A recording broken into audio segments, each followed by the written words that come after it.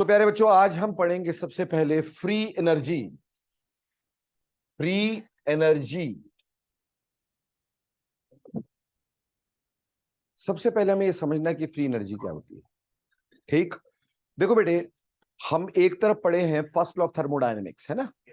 और first law of thermodynamics हमें क्या कहता है कि energy can neither be created nor be destroyed, but it can be change from one form to another form. पर प्यारे बच्चों, जब से इसका मतलब तो यह हुआ कि जब से दुनिया बनी है, जितनी एनर्जी उस समय थी आज भी उतनी एनर्जी होनी चाहिए।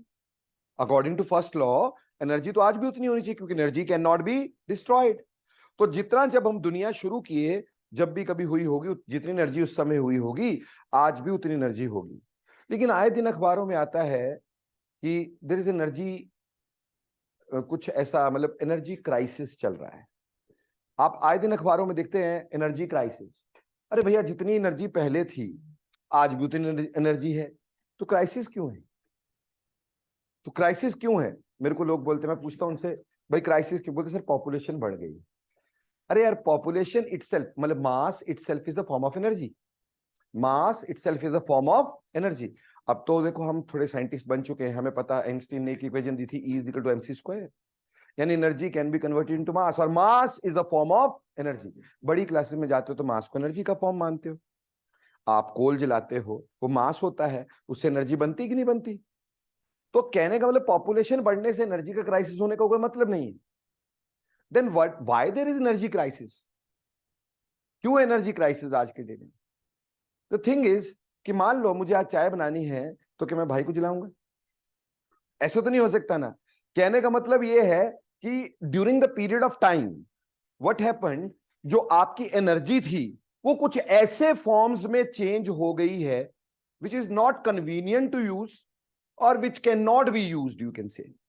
ठीक, यानी हमने पिछली बार पढ़ा सेकंड लॉ ऑफ थर्मोडायनेमिक्स, क्या बोला कि इन एवरी स्पॉन्टेनियस प्रोसेस हमारी एंट्रोपी इंक्रीज करती है। एंट्रोपी क्या? Unavailable energy. तो ऑब्वियसली जो अवेलेबल एनर्जी है वो क्या होती जाएगी? कम होती जाएगी। Available energy which can be converted into useful work.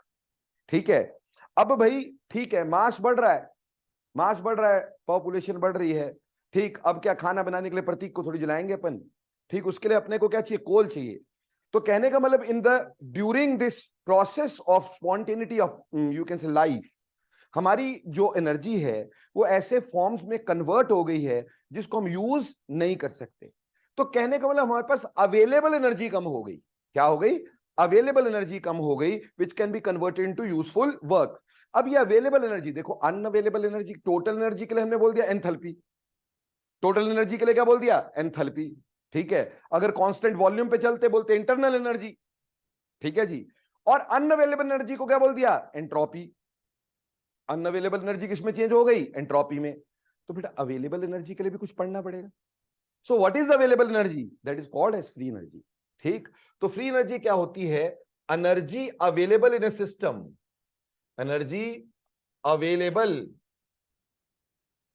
ठीक, which can be converted, which can be converted into useful work, into useful work। ऐसी एनर्जी जिसको हम यूजफुल वर्क में कन्वर्ट कर सकते हैं। ठीक, यानी जिसको हम बोल सकते हैं अवेलेबल एनर्जी। जैसे अनअवेलेबल एनर्जी क्या थी? एंट्रोपी। वैसे अवेलेबल एनर्जी क्या होती है? Free energy.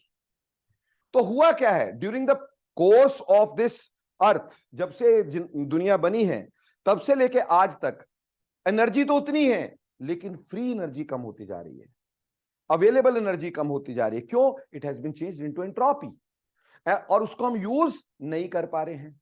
ठीक, इस वजह से एनर्जी का क्राइसिस आ रहा है। ठीक, जो एंट्रोपी में चेंज हो गया उसको यूज नहीं कर सकते हैं। हालांकि बड़े मजे की बात बताऊं तुम्हें मैं, इंटरेस्टिंग बात है ये। हम जैसे मैं बोल रहा हूं, ठीक, तो मैं एनर्जी लगा रहा हूं, वो एनर्जी कहां जा रही है बेटा? जो मैं बोल रहा हूं यूनिवर्स में जा रही है, एंट्रोपी में चेंज हो गई वो, है ना। वो एनर्जी यहां आसपास मॉलिक्यूल्स ने कैप्चर की, जिससे मैंने बोला, ठीक, तो वो एनर्जी जो गई मॉलिक्यूल्स ने कैप्चर की, उसकी एंट्रोपी बढ़ गई। तो जो भी मैं बोलता हूं वो इस यूनिवर्स में रहेगा, जो आप बोलते हो इस यूनिवर्स में रहेगा।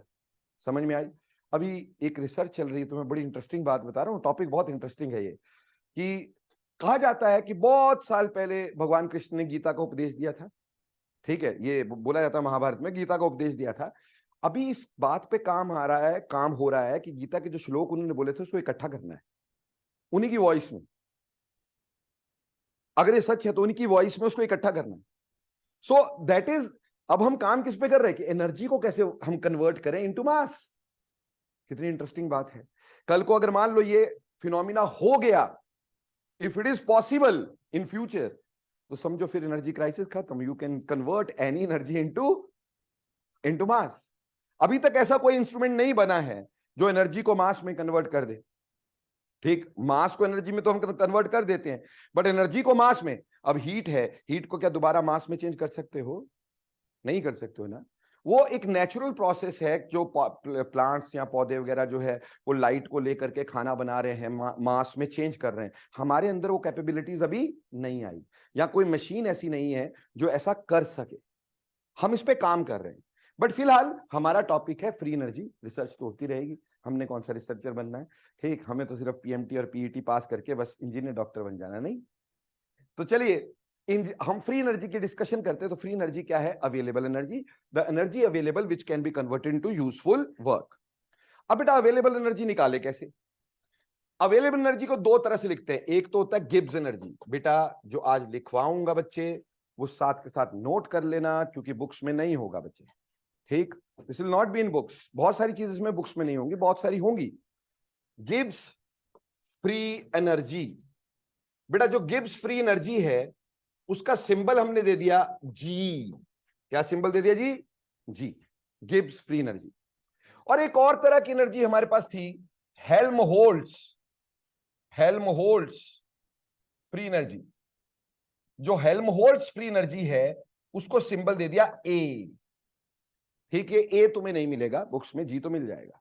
ठीक, अब गिब्स फ्री एनर्जी क्या है और हेल्महोल्ट्ज फ्री एनर्जी क्या है? बेटा गिब्स फ्री एनर्जी है energy available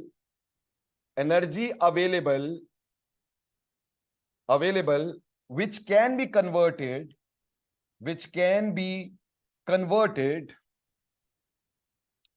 into useful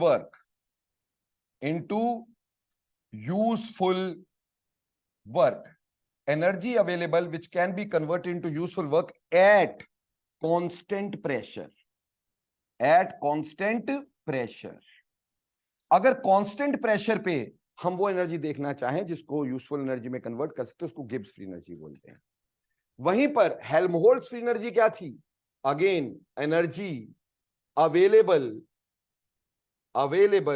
which can be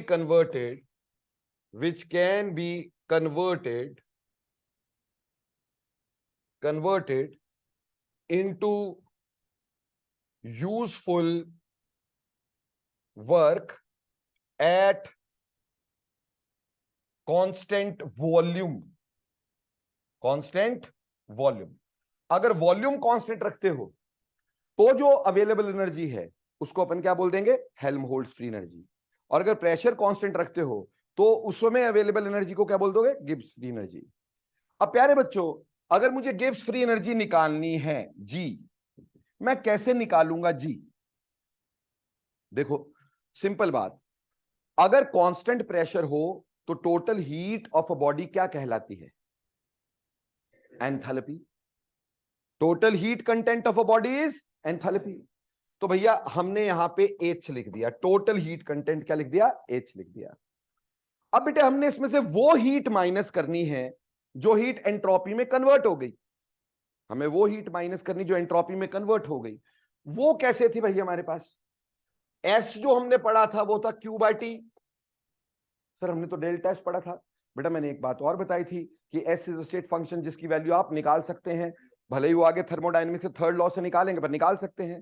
तो इसका मतलब डेल्टा एस कई बार एस के बराबर होता है, तो हम यहां लिख सकते हैं एस इक्वल टू Q/T। तो आपको पता है Q किसके बराबर हो जाएगा? TS के बराबर हो जाएगा। ये वो हीट है which has been converted into entropy.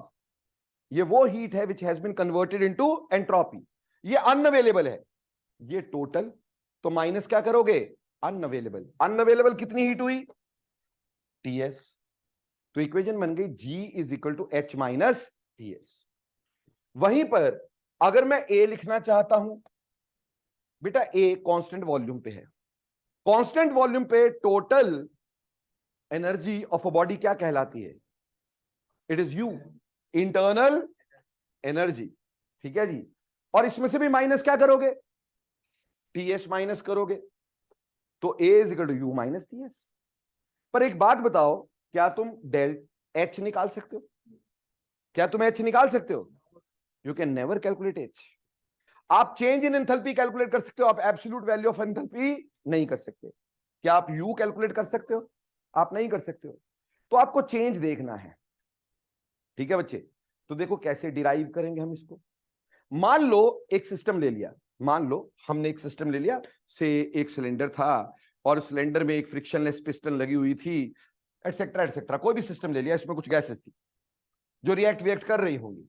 मान लो उसका टोटल इनिशियली शुरुआत में, बेटा पेपर में आती है डेरिवेशन, इनिशियली मान लो उसकी फ्री एनर्जी जो है वो G1 है। ठीक है जी। और उस समय उसका एंथैल्पी जो है, इनिशियली जो एंथैल्पी है वो मान लो H1 है। उस समय टेम्परेचर T है, और जो आपकी एंट्रोपी है, एंट्रोपी मान लेते वो S1 है जी। अब टेम्परेचर को रखा कांस्टेंट और इस सिस्टम को वर्क करने दिया एट कांस्टेंट प्रेशर। टेम्परेचर भी कांस्टेंट है और प्रेशर भी कांस्टेंट है, और सिस्टम को काम करने दिया जी अपन ने, जो भी करता है करने दो। करने के बाद आफ्टर, ठीक, after the completion of process, जिसको हम सो कॉल्ड कंप्लीशन बोलते, कोई भी रिएक्शन 100% कंप्लीट नहीं होता, जहां तक हमें लगता है कि ऑलमोस्ट हो गया, बस इसके आगे हम नहीं सोच रहे हैं। ठीक, तो ऐसे में फाइनली हम मान लेते हैं कि जो फ्री एनर्जी है, फाइनली फ्री एनर्जी कितनी है? G2 है। ठीक, उस समय एंथैल्पी कितनी है दोस्तों? एंथैल्पी H2 है। और उस समय एंट्रोपी कितनी है? एंट्रोपी मान लेते हैं S2 है। ठीक जी। टेम्परेचर अभी क्या है? कांस्टेंट है। तो बेटे मैं इन दोनों का फर्क देखूंगा, क्योंकि मैं H तो निकाल ही नहीं सकता ना, मैं क्या निकालूंगा? Delta H। तो ऐसे ही मैं यहां पे G नहीं निकाल सकता। जब मैं H नहीं निकाल सकता तो मैं G कैसे निकालूंगा भाई? तो G का भी मैं क्या निकालूंगा? चेंज। तो G कैसे निकालूंगा जी? डेल्टा G कैसे निकालूंगा? G2 minus G1। ठीक है जी। अब डेल्टा G जो आ गया, वो G2 की वैल्यू क्या पुट करोगे भाई? H2 minus TS2। इसमें से माइनस क्या करोगे? H1 minus TS1। H इकट्ठा कर लेते भैया, और TS इकट्ठा कर लेते हैं। तो delta G is equal to H2 minus H1 minus TS2 minus TS1। बोलो क्लियर? समझ में आया?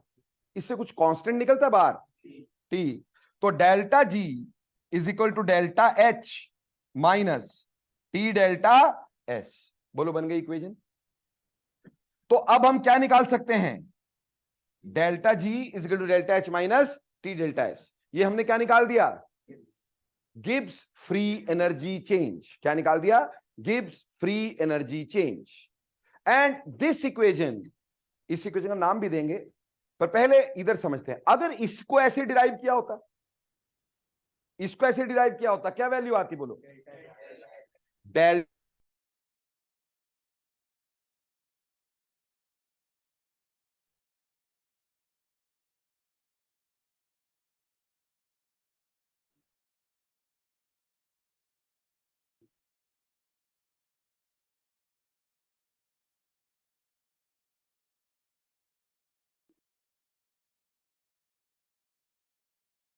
एम आई ऑडिबल बेटा? ये जो मेरे प्यारे बच्चे हैं ऑनलाइन वाले भैया, M I Audible?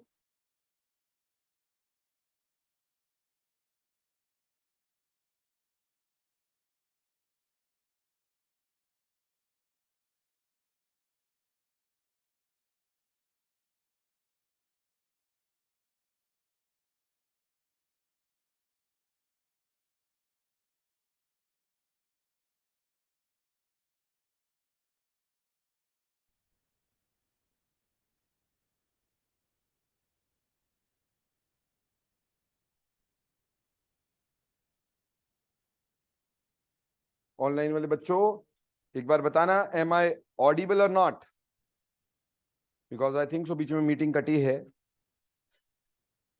So am I audible और नॉट? ओके। सो प्यारे बच्चों, अगर हम इसको देखते तो delta A will be equal to delta U minus T delta S. Am I correct? बेटे जैसे इसको गिब्स इक्वेशन बोलते थे, इसको हम बोलेंगे, इसको क्या बोलेंगे? Gibbs equation. तो इसको क्या बोल देंगे? Helmholtz equation. Helmholtz equation. But क्या हुआ कि हेल्महोल्ट्ज को यह समझाया गया कि भाई हम जो डेली के रिएक्शन करते हैं वो कांस्टेंट वॉल्यूम पे तो करते ही नहीं। डेली के रिएक्शन हम किस पे करते हैं? कांस्टेंट प्रेशर पे। तो इस इक्वेशन की ज्यादा कोई वैल्यू हमारे पास है नहीं। हम यूज तो कर सकते हैं, डेफिनेटली कर सकते हैं, अगर हम कांस्टेंट वॉल्यूम पे करें तो हम इसको यूज कर सकते हैं, पर इसकी कोई ज्यादा वैल्यू हमारे लिए नहीं है। तो बोला भाई इक्वेशन ये बेटर है क्योंकि हम डेली के रिएक्शन कहां पे करते हैं? कांस्टेंट प्रेशर पे। तो क्या किया गया कि इस इक्वेशन को नाम दे दिया गया Gibbs Helmholtz equation. Helmholtz equation यानी हेल्महोल्ट्ज ने काम तो सही किया था, तो उसकी रिस्पेक्ट के लिए ऐसा दे दिया, अभी इसी में तेरा नाम डाल देते भाई, ठीक, स्पेसिफाइड रहो कि काम आपका सही है बट वो हमारे यूज का नहीं है, तो क्यों ना इसी इक्वेशन को यूज करें, क्योंकि हम डेली लाइफ में यही यूज करते हैं, तो इसका नाम कर दिया गिब्स हेल्महोल्ट्ज इक्वेशन। अब बेटा तुम्हारे स्कूल के पेपर में ये आ सकता है question, derive Gibbs Helmholtz equation. इतना सा काम है यार, just you have to do this. एक सिस्टम लेंगे और सिस्टम की डेल्टा जी निकालेंगे, बस। तो वो ऐसे निकाल देंगे। बोलो क्लियर हो गया कि नहीं हो गया? Any doubts? Now next thing is, आपको मैंने बोला कि ये जो गिब्स फ्री एनर्जी है ये अवेलेबल एनर्जी है, ये तो क्लियर हो गया। बट अगर तुमसे पूछा जाए कि for a spontaneous process delta G की साइन क्या होनी चाहिए? डेल्टा जी कैसा होना चाहिए? नेगेटिव होना चाहिए कि पॉजिटिव होना चाहिए फॉर अ स्पॉन्टेनियस रिएक्शन? देखो बेटा, अगर तुमसे पूछा जाए for spontaneous reaction delta G की वैल्यू क्या होनी चाहिए, तो आपको पता है delta G is equal to delta H minus T delta S है। तो लोग बाग क्या पढ़ाते हैं? समझो, लोगों ने तुम्हें सिर्फ इतना सा बताना है। लोगों ने कहना देखो जी, फॉर स्पॉन्टेनिटी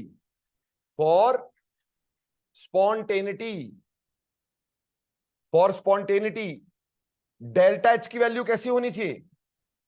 नेगेटिव। हमने पढ़ा था ना भाई कि स्पॉन्टेनिटी के लिए डेल्टा एच की वैल्यू क्या होनी चाहिए? नेगेटिव। और फॉर स्पॉन्टेनिटी डेल्टा एस की वैल्यू क्या होनी चाहिए? पॉजिटिव। ठीक है जी। तो इसका मतलब ये वाली वैल्यू नेगेटिव होनी चाहिए, बीच में नेगेटिव होना चाहिए, और यहां पे पॉजिटिव होना चाहिए। पॉजिटिव नेगेटिव क्या हो जाएगा? नेगेटिव। तो डेल्टा जी की एक्चुअली वैल्यू क्या होनी चाहिए? नेगेटिव होनी चाहिए। ठीक है ना? ये इसका मल्टीप्लाई होगा नेगेटिव, तो नेट रिजल्ट किस में आएगा? नेगेटिव में आएगा ना। तो डेल्टा जी नेगेटिव होना चाहिए फॉर स्पॉन्टेनियस प्रोसेस। तो delta ji must be negative for spontaneous process, ऐसा लोग पढ़ाते हैं। स्पॉन्टेनियस प्रोसेस के लिए डेल्टा जी नेगेटिव होना चाहिए। ठीक, इससे बता देते हैं। पर मैंने तो तुम्हें यह भी बोला कि कई बार डेल्टा एच पॉजिटिव होता है फिर भी रिएक्शन स्पॉन्टेनियस होता है, और कई बार डेल्टा एस नेगेटिव होता है फिर भी रिएक्शन क्या होता है? स्पॉन्टेनियस। क्या हमने एंथैल्पी ड्रिवन रिएक्शन के बारे में पढ़ा था, जिसमें डेल्टा एच बड़ा होता है और टी डेल्टा एस छोटा होता है? क्या हमने एंट्रोपी ड्रिवन रिएक्शन के बारे में पढ़ा था, जिसमें डेल्टा एस बड़ा होता है, डेल्टा एच छोटा होता है? तो बेटा ये जरूरी नहीं है ना भी ये साइन ऐसे ही हो। तो लोग बाल यही पढ़ा के खुश हो जाते हैं, ठीक, कि भाई ये प्रूव हो गया। अब पेपर में क्वेश्चन आया कि prove for a spontaneous reaction delta G is negative, तो लोग ऐसे पढ़ा देते हैं। दुनिया भर की रद्दी बात है, क्योंकि हमने पढ़ा है कि भाई ऐसा पॉसिबल है कि आपका टी डेल्टा एस पॉजिटिव हो और डेल्टा एच पॉजिटिव हो फिर भी रिएक्शन स्पॉन्टेनियस हो जाए। यहां तो हम दोनों ही चीजें क्या लेकर के चल रहे हैं?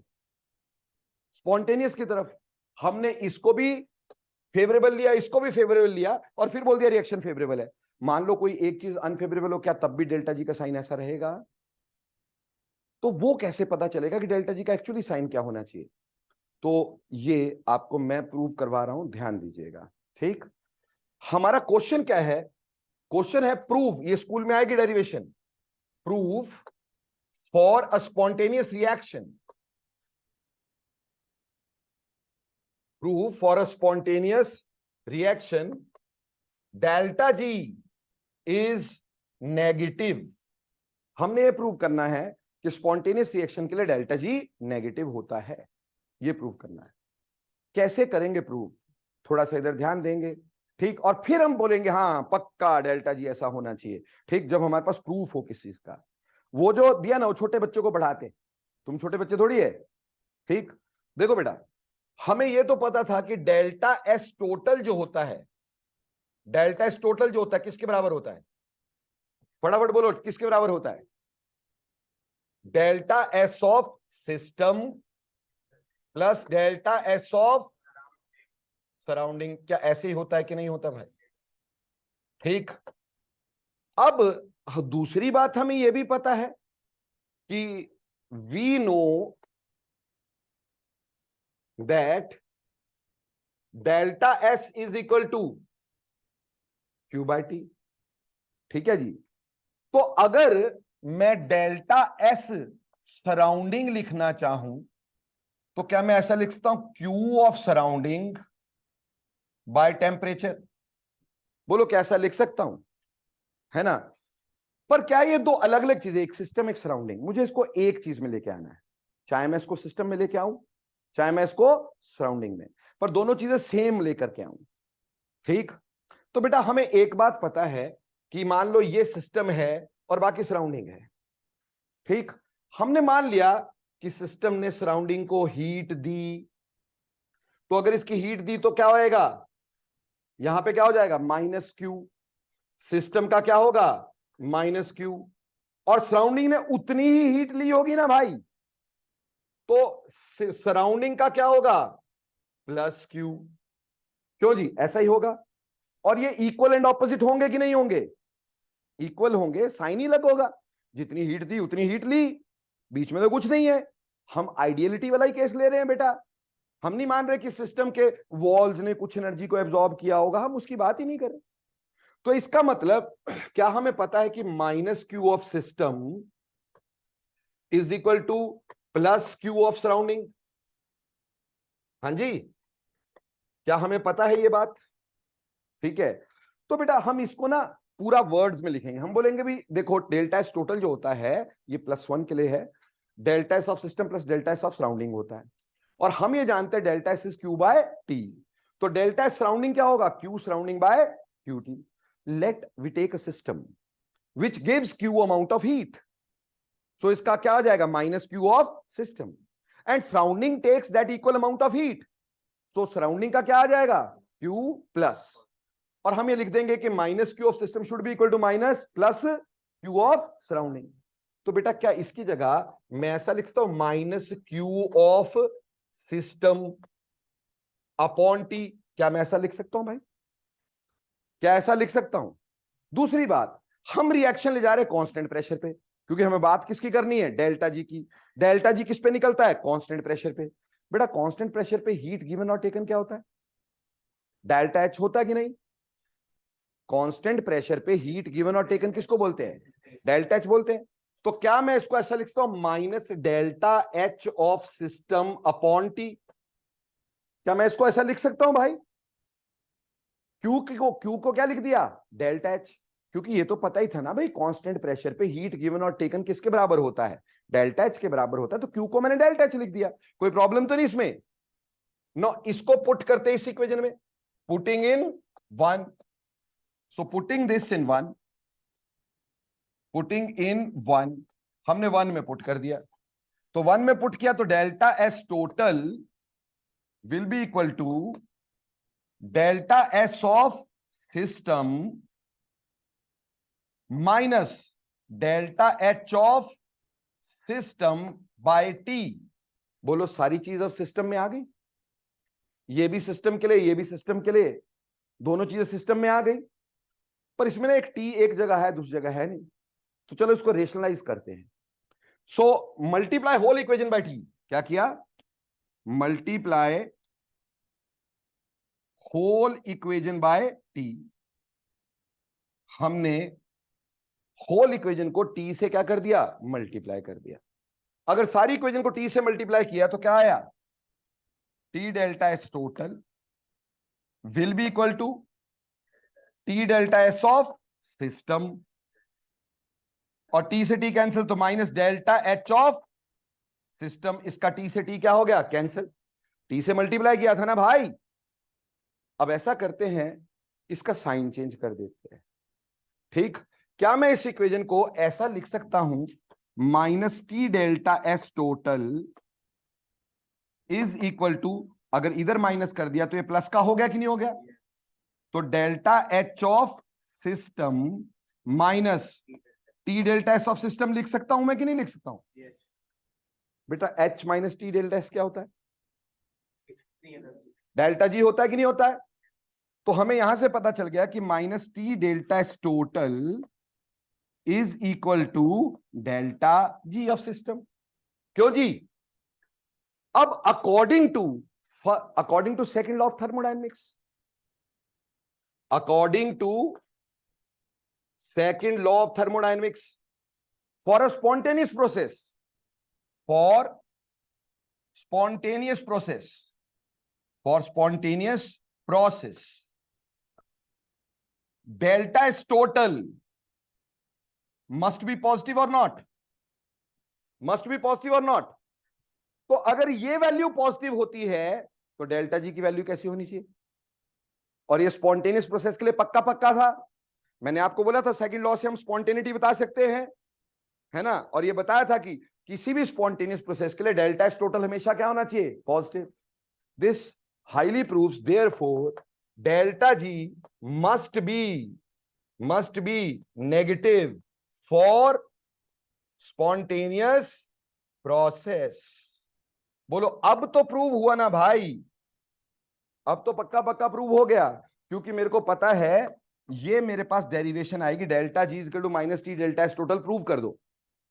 ठीक, यहां हमें बोला prove the for the spontaneous reaction delta G is negative, और यहां फिर प्रूव कर दो कि delta G is equal to minus T delta S total. तो वो हमने प्रूव किया तुम्हारे सामने, और हमें पता था according to second law of thermodynamics ये वैल्यू कैसी होनी चाहिए? ये वैल्यू पॉजिटिव होनी चाहिए। अगर ये वैल्यू पॉजिटिव होगी तो डेल्टा जी कैसा होगा? नेगेटिव होगा। तो स्पॉन्टेनिटी के लिए डेल्टा जी कैसा चाहिए? नेगेटिव। वो पीछे छोटे बच्चों वाला काम नहीं करने का, ऐसे प्रूव होगा कि according to second law of thermodynamics delta S total positive होना चाहिए, और इसमें पुट करेंगे तो पता चलेगा डेल्टा जी हमेशा कैसा होना चाहिए? नेगेटिव होना चाहिए फॉर स्पॉन्टेनियस प्रोसेस। बोलो क्लियर? सबको समझ में आया?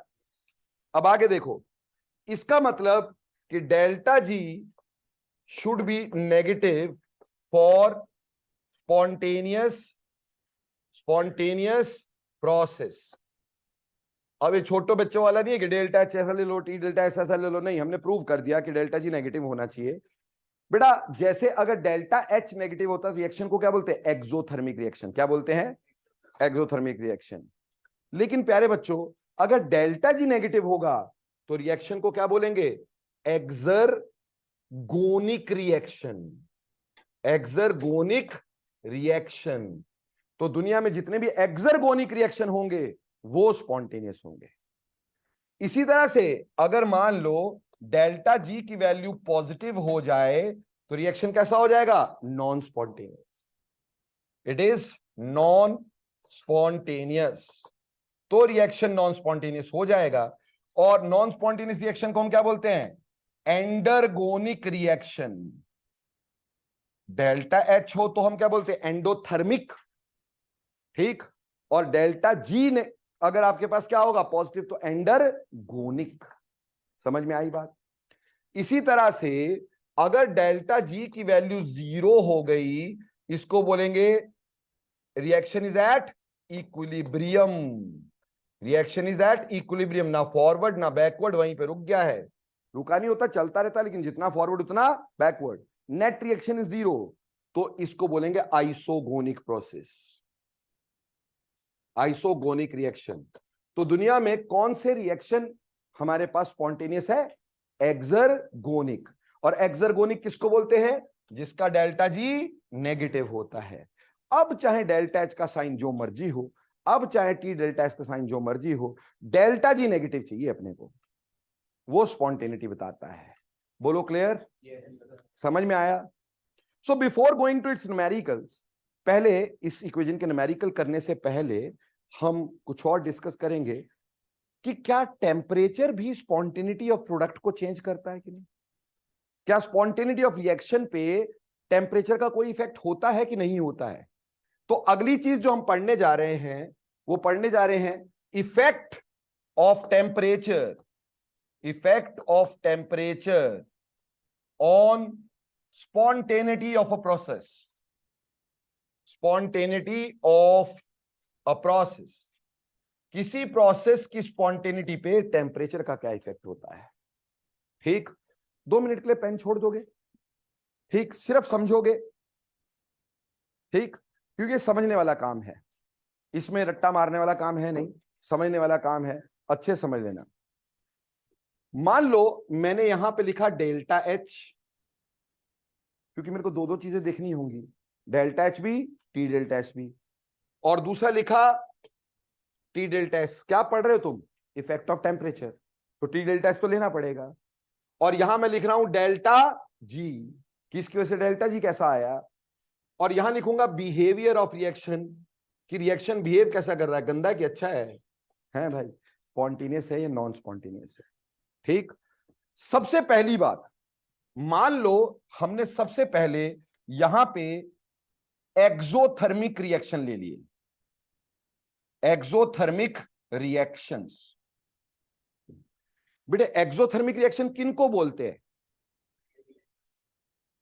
जिसमें डेल्टा एच की वैल्यू कैसी हो? नेगेटिव, है ना बच्चे? तो जो हमारे पास एक्सोथर्मिक है उसमें डेल्टा एच की वैल्यू कैसी है? नेगेटिव। ठीक, मतलब अगर मान लेते हैं कि ये पॉजिटिव है, मान लेते हैं ये पॉजिटिव है, हमें नहीं पता टी डेल्टा एच कैसा, हमने मान लिया ये पॉजिटिव है। अगर ऐसा हुआ, हमारी इक्वेशन थी delta G equal to delta H minus T delta S.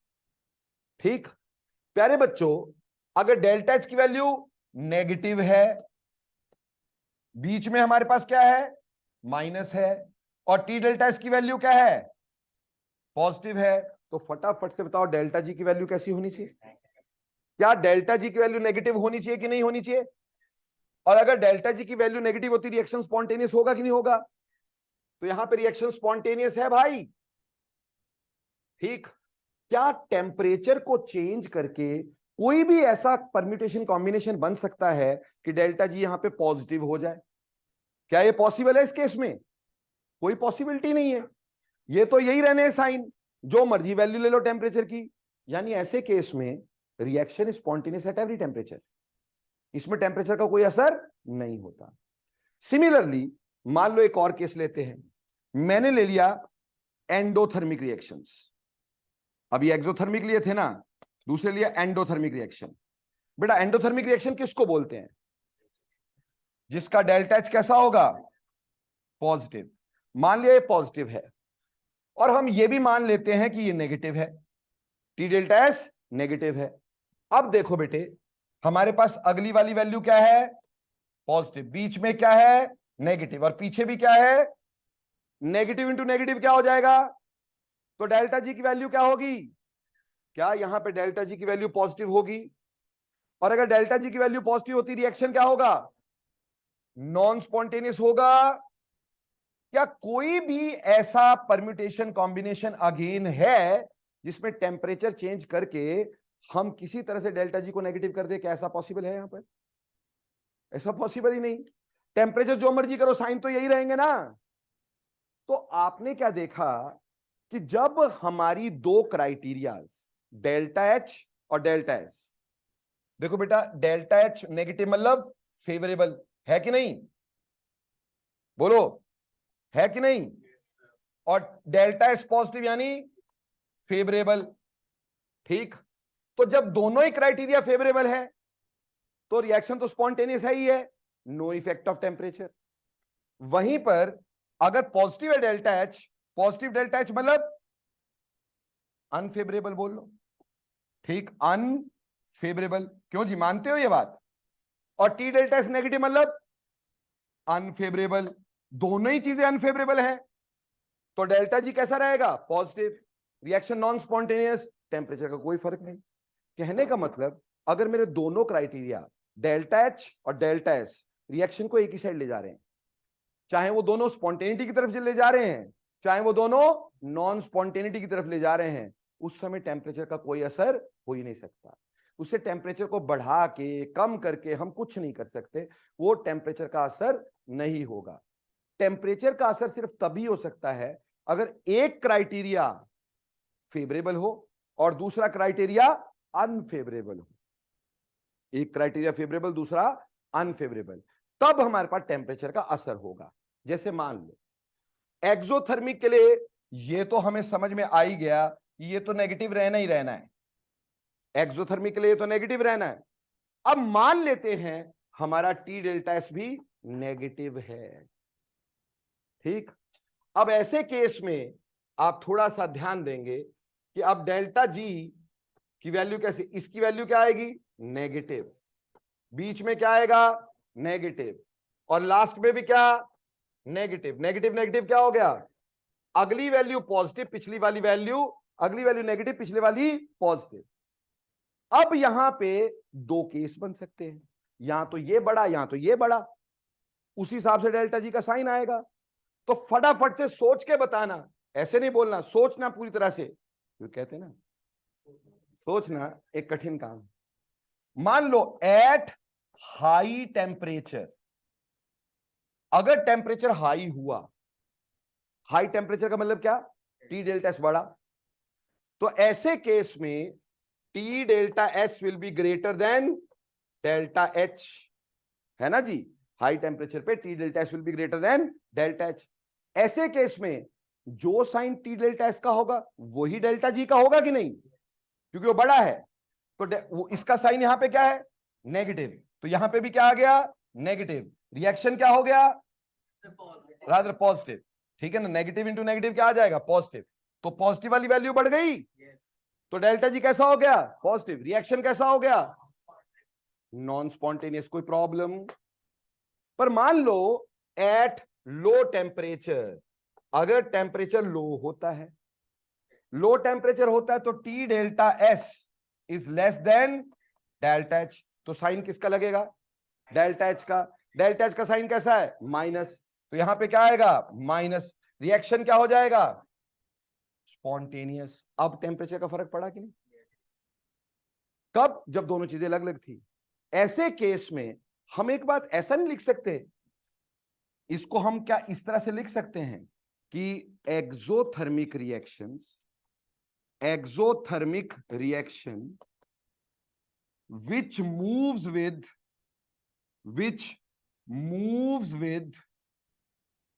decrease in entropy, decrease in entropy are only spontaneous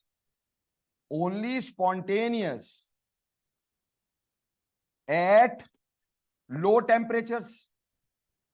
अगर कोई एक्सोथर्मिक रिएक्शन है और उसका डेल्टा एस कैसा है? नेगेटिव है, एंट्रोपी डिक्रीज हो रही है, ऐसे केस में स्पॉन्टेनिटी सिर्फ कब आती है? लो टेम्परेचर पे। हाई टेम्परेचर पे तो आती नहीं, है ना जी। और इसमें गवर्निंग फैक्टर कौन है? Delta H. Delta H governing factor है, इसलिए इसको बोला जा सकता है कि this reaction is driven by delta H. Delta H की वजह से चला, तो इसको बोल देते हैं एंथैल्पी ड्रिवन रिएक्शंस। क्या बोल देते हैं? एंथैल्पी ड्रिवन रिएक्शंस, जिसको एंथैल्पी ने चलाया, जिसको एंथैल्पी ने चलाया। बोलो यहां तक क्लियर? कोई डाउट है इसके अंदर क्या? चलो फिर दूसरा आप मेरे को खुद समझाएंगे, आप बहुत समझदार हैं। अब एंडोथर्मिक की बात करते हैं। एंडोथर्मिक में ये तो पॉजिटिव हमेशा ही रहना है। मान लो आपने इसको पॉजिटिव कर दिया, अब आ जाओ यहां पे, ठीक। अब हमने क्या देखा कि डेल्टा एच की वैल्यू कैसी है, पॉजिटिव, बीच में क्या है, नेगेटिव, पीछे क्या है, पॉजिटिव और नेगेटिव क्या हो जाएगा, आगे वाली वैल्यू पॉजिटिव, पीछे वाली नेगेटिव, फिर से दो क्राइटेरिया बन गए। ठीक, ऐसे केस में अगेन एट हाई टेम्परेचर, अगर टेम्परेचर हाई हुआ तो T delta H will be greater than delta H, तो टी डेल्टा एच की वजह से डेल्टा जी का साइन कैसा हो जाएगा, नेगेटिव हो जाएगा कि नहीं, तो यहां पे डेल्टा जी कैसा आ जाएगा, नेगेटिव, रिएक्शन कैसा हो जाएगा बच्चों, स्पॉन्टेनियस। पर ऐसे में अगर हमने टेम्परेचर को किया low, at low temperature T delta H will be छोटा देन डेल्टा एच। अब इसका मतलब ये वाली वैल्यू छोटी है, ये वाली बड़ी है, तो डेल्टा जी की वैल्यू कैसी आ गई, पॉजिटिव आ गई कि नहीं आ गई, और अगर पॉजिटिव आ गई रिएक्शन कैसा हो गया, रिएक्शन हो गया नॉन स्पॉन्टेनियस। बोलो समझ तो नहीं आ गया, हाँ जी। क्या मैं इसको, इसका मतलब ऐसे भी लिख सकता हूं कि endothermic reactions which moves with increase in entropy are only spontaneous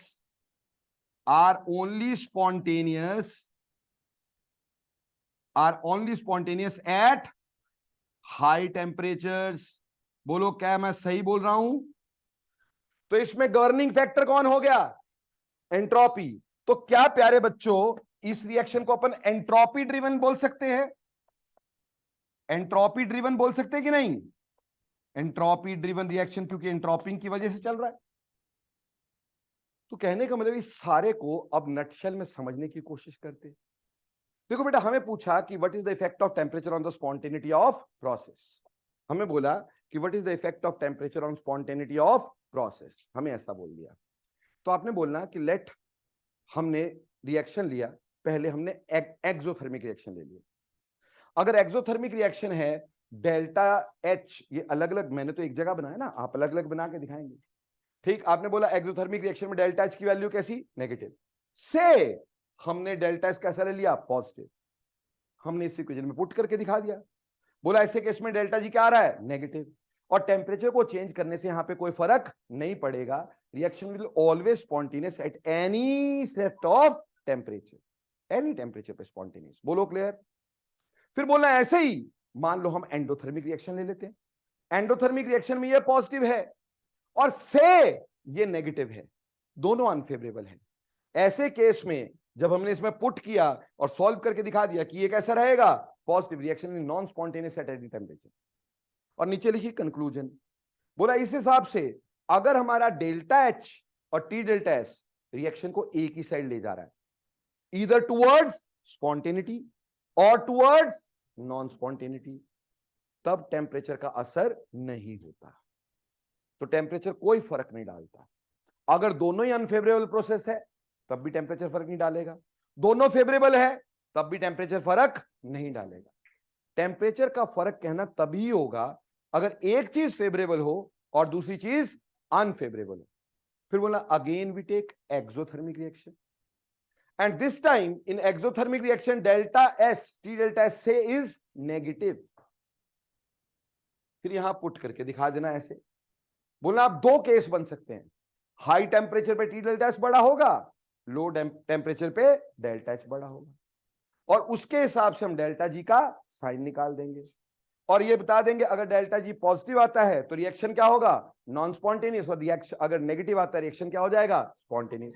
और फिर नीचे लिख देंगे इसका मतलब exothermic reaction which moves with decrease in entropy which is unfavourable, ठीक, are only spontaneous at low temperature.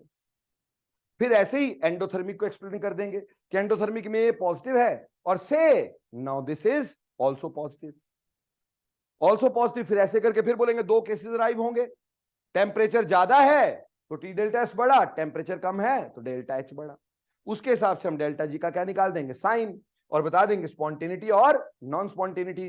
तो फिर बता देंगे कि एंडोथर्मिक रिएक्शन जिसमें एंट्रोपी बढ़ रही है, they are only spontaneous at high temperature. जहां पे कोई एक चीज प्रोसेस को गवर्न कर रही है, ठीक, तो जो रिएक्शन को स्पॉन्टेनियस कर रहा है वो रिएक्शन को डराइव कर रहा है। समझ में आई? अगर रिएक्शन एंथैल्पी की वजह से चल रहा है तो एंथैल्पी ड्रिवन, अगर रिएक्शन एंट्रोपी की वजह से चल रहा है तो एंट्रोपी ड्रिवन। ऐसे दो तरह के हमारे रिएक्शन हो जाएंगे। बोलो बेटा clear? Effect of temperature fully clear हुआ कि नहीं? और कैसे एक्सप्लेन करना है पेपर में वो समझ में आया कि नहीं? क्या होता है कि हमें कई बार ना समझ में आ जाता है क्लास में, पेपर में लिखना नहीं आता, प्रेजेंटेशन की वजह से हमारे नंबर कट जाते हैं वहां पे। मैं तुम्हें क्लास में हमेशा बताता हूं कैसे प्रेजेंट करना है क्वेश्चन को।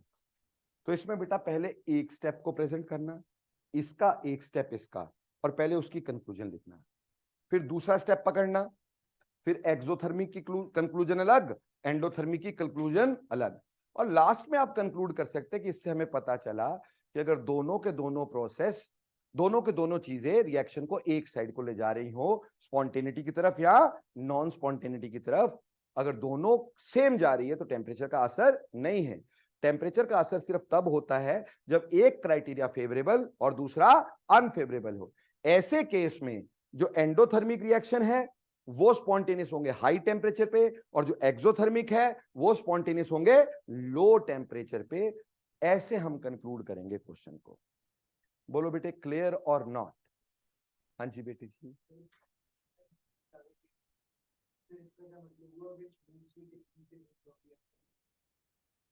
यहां पे हम जो बोल रहे हैं, ठीक, इसमें आपने डेल्टा एस का साइन कैसा लिया है? इसमें नेगेटिव का मतलब क्या हुआ? एंट्रोपी डिक्रीज हुई।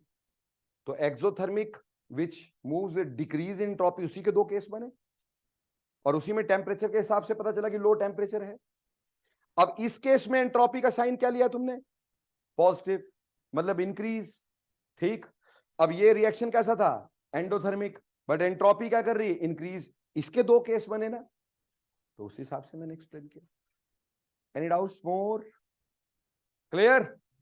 तो ये इफेक्ट ऑफ टेम्परेचर हमने अच्छे से एक्सप्लेन किया, कहां होता है, कहां नहीं होता है, किस तरह से होता है, कैसे नहीं होता है। बोलो क्लियर है? ये बात अच्छे से समझ में आई है? आगे चलते हैं। एक फिर से न्यूमेरिकल करने से पहले एक और डेरिवेशन हमें जरूर करनी है, ठीक। ये स्कूल की डेरिवेशन जो होती है ना बेटा, देखो स्कूल में इस चैप्टर में से जो बेसिक डेफिनेशन डेरिवेशंस आपको पूछी जा सकती है, 4 हैं। इसमें सिर्फ 4 बेसिक डेरिवेशंस आपको पूछी जा सकती हैं, और इनमें से एक 102% स्कूल के पेपर में आती है। कोई एक डेरिवेशन। पहली डेरिवेशन है relationship between delta H and delta E, sorry relationship between delta H and delta U, that is delta H equal to delta U plus delta N G R T, वो derive करने को आएगा एक ये। दूसरा हमारे पास जो आएगा वो आएगा prove that for spontaneous reaction delta G is negative, यानी delta G total is equal, delta G is equal to minus T delta S, इसको प्रूव करना है जो अभी किया। और तीसरा डिराइव गिब्स हेल्महोल्ट्ज इक्वेशन। तीसरा ये वर्क की जो डेरिवेशन है ना, बहुत रेयरली पूछी जाती है, पूछी वो भी जा सकती है बट बहुत रेयरली पूछी जाती है, क्योंकि वर्क एक्चुअली ना फिजिक्स में ज्यादा यूज होता है than that of chemistry. Chemistry में हम वर्क से इतना गवर्न ही नहीं करते यार, है ना। केमिस्ट्री में thermo chemistry is more important than that of work, क्योंकि टीचर लोग भी ये समझते हैं कि भैया वर्क वुर्क तो एक किसमें कर लेंगे, फिजिक्स में कर लेंगे, केमिस्ट्री में, अब फिजिक्स में डेल्टा एच नहीं होगा, डेल्टा जी नहीं होगा, डेल्टा एस नहीं होगा, वो चीजें हम केमिस्ट्री में पूछेंगे, वर्क क्यों पूछेंगे? वर्क फिजिक्स वाले पूछते रहेंगे। वो है कि हमें करना पड़ता है, बस दैट्स ऑल, ठीक। अब जो चौथी वाली आपको बोल रहा हूं, ये एक और बहुत इंपॉर्टेंट इक्वेशन है जो हमें प्रूव करनी है। क्या है इंपॉर्टेंट इक्वेशन? हमने आज का लेक्चर शुरू कहां से किया? हमने बोला कि डेल्टा जी जो होता है ना, ये यूजफुल वर्क डन होता है, यानी this the energy which can be converted into useful work. तो हमें बोलेंगे प्रूव दैट, क्या बोलेंगे? Prove that delta G is, prove that delta G is useful work done by the system. Useful work done by the system. ठीक है जी। जो delta G है ये सिस्टम का यूजफुल वर्क है, useful work done by the system. मान लो अपन एक process को इसमें लेके चलते हैं समझने के लिए, ठीक। हम केमिस्ट्री की बात करेंगे, हम फिजिक्स की बात नहीं करेंगे, ठीक। मैंने क्या किया, मुझ पर मेरे पास एक रिएक्शन था कि मुझे वाटर को इलेक्ट्रोलाइज करना था। क्या करना था? वाटर को इलेक्ट्रोलाइज, यानी इसको तोड़ना था, और तोड़ के मुझे बनाना था हाइड्रोजन एंड ऑक्सीजन। यानी मेरे को ऑक्सीजन चाहिए थी, मेरे को हाइड्रोजन चाहिए थी, इसलिए मैंने क्या किया, वाटर में करंट को पास करवाया। इलेक्ट्रोलिसिस होता है करंट को पास करवाना। मैंने वाटर में से करंट को पास करवाया, हाइड्रोजन मिली, ऑक्सीजन मिली। मेरा वर्क है, मेरे को हाइड्रोजन ऑक्सीजन बनानी है। पर अब इस रिएक्शन को मैंने एक ना ऐसे वेसल में कर दिया जिस वेसल के अंदर कोई पिस्टन लगी हुई थी। ऐसे वेसल में मान लो मैंने कर दिया, ठीक। अब ऑब्वियसली वाटर आपके पास लिक्विड है और ये क्या बन रही है, गैसेस। जब बेटे लिक्विड से गैस बनेगी, यहां प्रेशर बढ़ेगा कि नहीं बढ़ेगा? और प्रेशर जब बढ़ेगा तो ये पिस्टन ऊपर को जाएगी कि नहीं जाएगी? बोलो एक्सपेंशन होगी कि नहीं होगी? एक्सपेंशन होगी, होगी ना। पर क्या बेटा मैंने एक्सपेंशन करने के लिए ये काम किया था? क्या मैं इंजन चला रहा हूं? वो फिजिक्स वाले चलाएंगे भाई, मैं तो तुम्हें बता रहा हूं फ्यूल कैसे चलाना है। फिजिक्स वाले इंजन चलाते रहेंगे, मैं तो ये बोल रहा हूं फ्यूल कौन सा काम का होगा। क्या ये हमारा फ्यूल काम का होगा, इनफ एनर्जी देगा, है ना। हमें तो ये देखना था कि हाइड्रोजन ऑक्सीजन तोड़ने के लिए कितनी एनर्जी लगी, यानी जो वर्क हाइड्रोजन ऑक्सीजन तोड़ने में हुआ वो हमारा यूजफुल वर्क है। और जो इन गैसेस ने एक्सपेंड किया, क्या वो मेरे लिए यूजफुल है? मेरे लिए वो यूजफुल नहीं है भाई, मैंने एक्सपेंशन के लिए काम नहीं किया। हाँ, अगर मैं ये सोच के चलता जी मेरे को एक्सपेंशन करनी है, ठीक, तो मैं एक्सपेंशन वाला यूजफुल करता। पर मैं केमिस्ट्री पढ़ा रहा हूं तो मेरे को कौन सा चाहिए, नॉन एक्सपेंशन वाला। अब इस बात को ध्यान में रखते हुए हम पढ़ के रहे हैं केमिकल थर्मोडायनेमिक्स। क्या पढ़ रहे हैं? केमिकल थर्मोडायनेमिक्स, यानी केमिस्ट्री ना, ठीक। अब हमें पता था according to first law of thermodynamics, ठीक। फर्स्ट लॉ ऑफ थर्मोडायनेमिक्स क्या कहता? फर्स्ट लॉ ऑफ थर्मोडायनेमिक्स कहता है delta U is equal to Q plus W, Q plus W. और जो डब्ल्यू है ये यहां पे दो तरह का है यार, है कि नहीं? डब्ल्यू यहां पे कितनी तरह का है? दो तरह का है। वो दो तरह का कौन सा है? एक्सपेंशन वाला और नॉन एक्सपेंशन वाला। कंप्रेशन नहीं है कोई भी यहां पर। यहां तो एक्सपेंशन वाला वर्क है और यहां फिर नॉन एक्सपेंशन वाला वर्क है। यही दो है ना भाई, यहां तो जिसने एक्सपेंड किया और यहां तो जिसने एक्सपेंड नहीं किया। ये दो तरह का वर्क है। और एक्सपेंशन के वर्क के आगे क्या लगाते बेटा? नेगेटिव लगाते कि नहीं? सिस्टम काम कर रहा है कि नहीं? पिस्टन किसने उठाई? तो यानी यहां पे सिस्टम काम कर रहा है। सिस्टम काम करता है तो साइन कौन सा लगाते भाई हम लोग? नेगेटिव। Am I clear? अब इसका मतलब क्या ये हो गया कि delta U is equal to Q minus work of expansion plus work of non expansion. क्यों जी? ऐसा लिख सकता हूं ना मैं, है ना, डिराइव करने के लिए लिख सकते हैं हम। अगली बात, work of expansion, W of expansion किसके बराबर? Minus P del V, minus P del V, बोलो कि नहीं? Work of expansion is minus P del V. Sign में ऑलरेडी ले चुका हूं इसका, माइनस में नहीं लेता तो प्लस में ले लेता भाई, बाद में माइनस लिख देता, चलता ना। अगर मैं इसको यहां माइनस ना लिखता, वर्क ऑफ एक्सपेंशन लिखता, तो वर्क ऑफ एक्सपेंशन को माइनस पी डेल्टा भी लिखता ना। अब दो बार तो साइन कन्वेंशन पुट नहीं करूंगा ना भाई, कि पहले यहां पे भी वर्क का साइन कन्वेंशन लगा दिया फिर यहां पे भी लगा दिया, ऐसे तो नहीं होगा। एक ही बार यूज होगा, तो वो मैं पहले लगा चुका हूं, तो उसकी जगह मैं पी डेल्टा भी लिख दूं यहां पे सीधे ही। तो delta U is equal to Q minus P del V, ठीक है जी। Delta U is minus P del V plus work of non expansion. बोलो यहां तक क्लियर हुआ कि नहीं? कोई इसमें छोटा भी पॉइंट ना समझ में आया बताओ अभी? ओके, आप इसको यहां ले जाओ भाई, अपने को नहीं चाहिए यहां पे, यहां ले जाओ। तो हमारे पास क्या आ गया? Delta U plus P delta V is equal to Q plus work of non expansion. हो गया बेटा? ये क्या है? Delta U plus P delta V क्या होता है? ये डेल्टा एच होता है भाई। Delta H is equal to Q plus work of non expansion. बोलो यहां तक समझ में आया? Now we know that delta S किसके बराबर? Q by T. तो क्यू किसके बराबर? टी डेल्टा एस, है ना? क्या इसको यहां पुट कर दूं भाई? देयरफॉर दिस इंप्लाइज दैट कि हमारे पास आया डेल्टा एच, क्यू की जगह मैंने क्या पुटा? T delta S plus work of non expansion. बोलो यहां तक समझ में आ रहा है? इसको इधर ले जाऊं भाई, तो delta H minus T delta S should be equal to work of non expansion. Hello hello, तो डेल्टा जी बोलो, delta H minus T delta S क्या होता था? Delta G. तो क्या delta G work of non expansion है?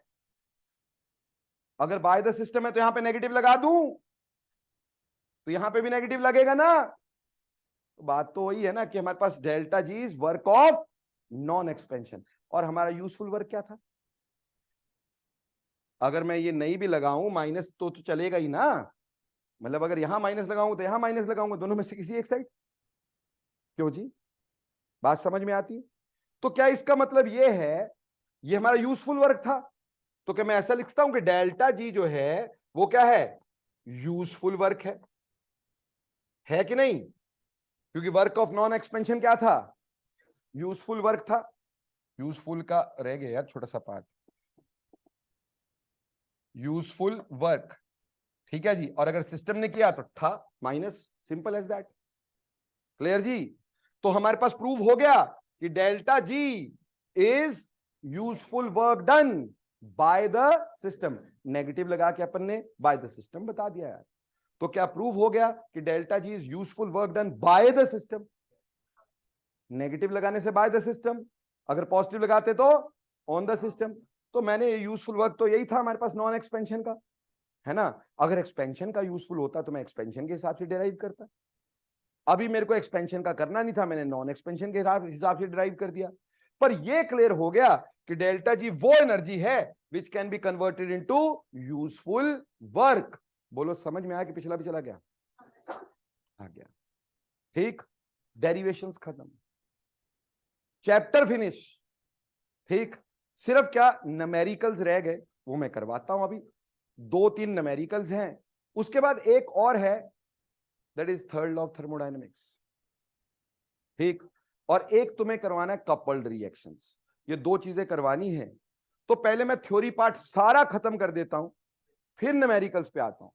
ठीक, मतलब चैप्टर पूरी तरह से आपको उठा करके दे देता हूं। उसके बाद न्यूमेरिकल डेल्टा जी के करेंगे तसल्ली से, क्योंकि बेटा देखो पेपर में तो आने ही है ना। तो हमने अच्छे से किए होंगे, बहुत अच्छी बात है। या मैं यहाँ पे भी कर सकता हूँ, उसमें कोई दिक्कत नहीं। पहले अगर यहाँ पे करना यहाँ पे कर लो, 2 तो क्वेश्चन नहीं है इसमें यार। ठीक, चलो पहले कर ही लेते हैं न्यूमेरिकल, फिर थ्योरी कर लेंगे जो बचेगी। ठीक, अब है numericals on free energy. Numericals on free energy. देखो बच्चे, चूचू तो करना नहीं, ये बात मेरे को सबसे बुरी लगती है, आपको पता। ठीक है, बी अ मैन एनफ, बोलना तो मुंह पे बोले, पीठ पीछे तो नहीं बोलने। सो बेटा हमारे पास कौन कौन सी इक्वेशंस है जो यहां पे यूज होंगी फॉर द न्यूमेरिकल्स? देखो बच्चा जी, पहली इक्वेशन यूज होगी delta G is equal to delta H minus T delta S. पहली इक्वेशन तो ये यूज होगी, ये हमारे को आ गई कि नहीं आ गई? इसमें कोई दिक्कत परेशानी कोई नहीं ना? ओके डन, ये पहली।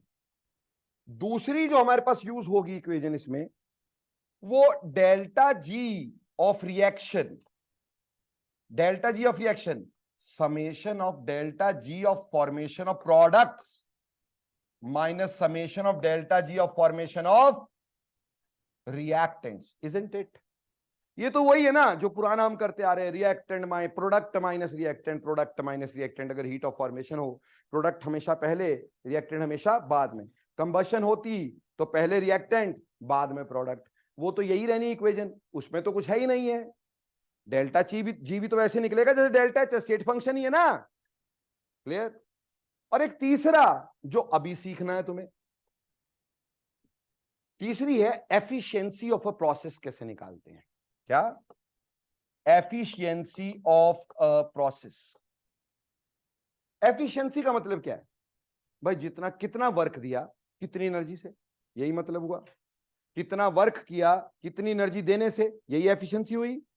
इनटू 100 कर देंगे तो परसेंटेज एफिशिएंसी हो जाएगी। वर्क किसके बराबर बोला? डेल्टा जी के बराबर। और टोटल एनर्जी क्या होती है? Delta H. तो क्या हम इसको ऐसा लिख सकते हैं, delta G upon delta H into 100 efficiency. This is efficiency of process. कितना वर्क किया कितने एनर्जी चेंज की वजह से, यही तो एफिशिएंसी है। आपने कितनी इंथैल्पी लगा दी, उससे कितना वर्क मिल गया, यही तो एफिशिएंसी है। तो delta ji by delta H into 100, ये एफिशिएंसी ऑफ प्रोसेस हमें बता रहा है। प्यारे बच्चों, यहां कभी स्टैंडर्ड स्टेट आ जाए तो चिंता की क्या बात है यार। स्टैंडर्ड स्टेट में डिग्री डिग्री डिग्री लग जाएगा। अगर मैं स्टैंडर्ड स्टेट में लिखूंगा तो क्या मैं ऐसे लिख दूंगा? है ना जी। फर्क क्या होगा इसमें और पुरानी इक्वेशन में? बेटा पुरानी इक्वेशन में टेम्परेचर देना पड़ेगा, और अगर डिग्री लगा दी तो टेम्परेचर नहीं देना पड़ेगा। सिंपल। डिग्री लगा दिया तो टेम्परेचर क्या होगा? 298। सिंपल। अगर डिग्री लगा दिया तो टेम्परेचर नोन है। डिग्री स्टैंडर्ड कंडीशन है। स्टैंडर्ड कंडीशन का मतलब क्या होता है? 298 केल्विन टेम्परेचर है। समझ में आया?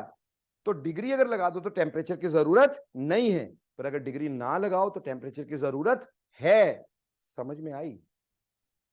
सभी बच्चों को अच्छे से समझ में आ रहा? बोल के रहे सर। ठीक है जी। अब देखो बेटे, ये तीन चीजों पे अभी करना है। दो इक्वेशंस जो अभी नहीं करवाऊंगा क्योंकि अभी तुम्हें इसको समझ ही नहीं आएगा। ठीक? हाँ, आपके चैप्टर में लिखी हुई होंगी, पर वो अभी समझ नहीं आएगी। एक इक्वेशन जो अभी हम नहीं कर रहे, +2 में करेंगे। Delta G degree is equal to minus N F E degree of cell. अब तुम्हें ई डिग्री नहीं पता होगा भाई, कैसे निकालनी वो नहीं पता होगा। एफ तो चलो मैं बता ही दूंगा, एन भी बता ही दूंगा, पर ई डिग्री के लिए एक लेक्चर पूरा लग जाएगा, और वो भी यहां समझ फिर नहीं आएगा। ठीक? तो ये जो है ये आपको +2 में करवाई जाएगी इक्वेशन, है ना। तो इसकी घबराहट नहीं लेने का। क्लियर? दूसरी बात, एक दूसरा होता है delta G degree is 2.303 RT log of K, where K is equilibrium constant। K क्या होता है? Equilibrium constant. ओ पाई, इक्विलिब्रियम पता होगा तब तो इक्विलिब्रियम कांस्टेंट पता होगा, और इक्विलिब्रियम कांस्टेंट पता होगा तब तो इसको लगाएंगे। अगर K निकालने नहीं आएगा तो क्या छुंछुने लगाएंगे? इसलिए ये अगले चैप्टर में करवाऊंगा। अगला चैप्टर हमारा क्या है? Equilibrium. So this will be done in next chapter and this will be done only in +2. I'll not be taking it in +1. बेफजूल का बर्डन, वो अभी कोई फायदा नहीं है। ठीक? स्कूल में नहीं आएगा, घबराओ नहीं, स्कूल पे इस पे क्वेश्चन है। ठीक? स्कूल में इस पे आ जाए वही बहुत है। ठीक? एनी हाउ, चलो हम ये तीन इक्वेशन को एक्सप्लोर करने की कोशिश करते हैं। ठीक? पहला क्वेश्चन, सारे बच्चे सिर्फ और सिर्फ इधर ध्यान देंगे, ना इधर देखेंगे ना उधर देखेंगे, सिर्फ यहां ध्यान देंगे। ठीक? मैं क्वेश्चंस को बना बना के दूंगा और आपसे पूछूंगा। ठीक? आप मेरे को बताएंगे। मैंने आपको बोला क्वेश्चन नंबर 1, अब ये ध्यान से सुनते जाना बच्चों। अभी लिखने की जरूरत नहीं है, जब लिखने की जरूरत होगी मैं बता दूंगा तुम्हें। ठीक? देखो बेटा, मैंने क्वेश्चन दिया, मैंने कहा पहले में कि डेल्टा एच, या ऐसे बोल दिया standard enthalpy change, standard enthalpy change of a reaction is -10 kilo joule पर mole and standard entropy change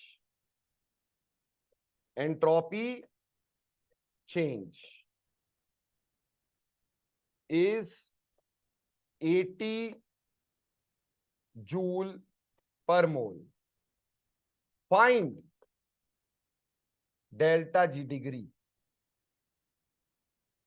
आपको फ्री एनर्जी चेंज निकालना है, आपको स्टैंडर्ड दे रखा है भाई, तो आपको पता है कि डेल्टा एच की जो वैल्यू दे रखी है, डेल्टा एच डिग्री की, वो -10 किलो जूल पर मोल है, और डेल्टा एस डिग्री की वैल्यू है 80 जूल पर मोल।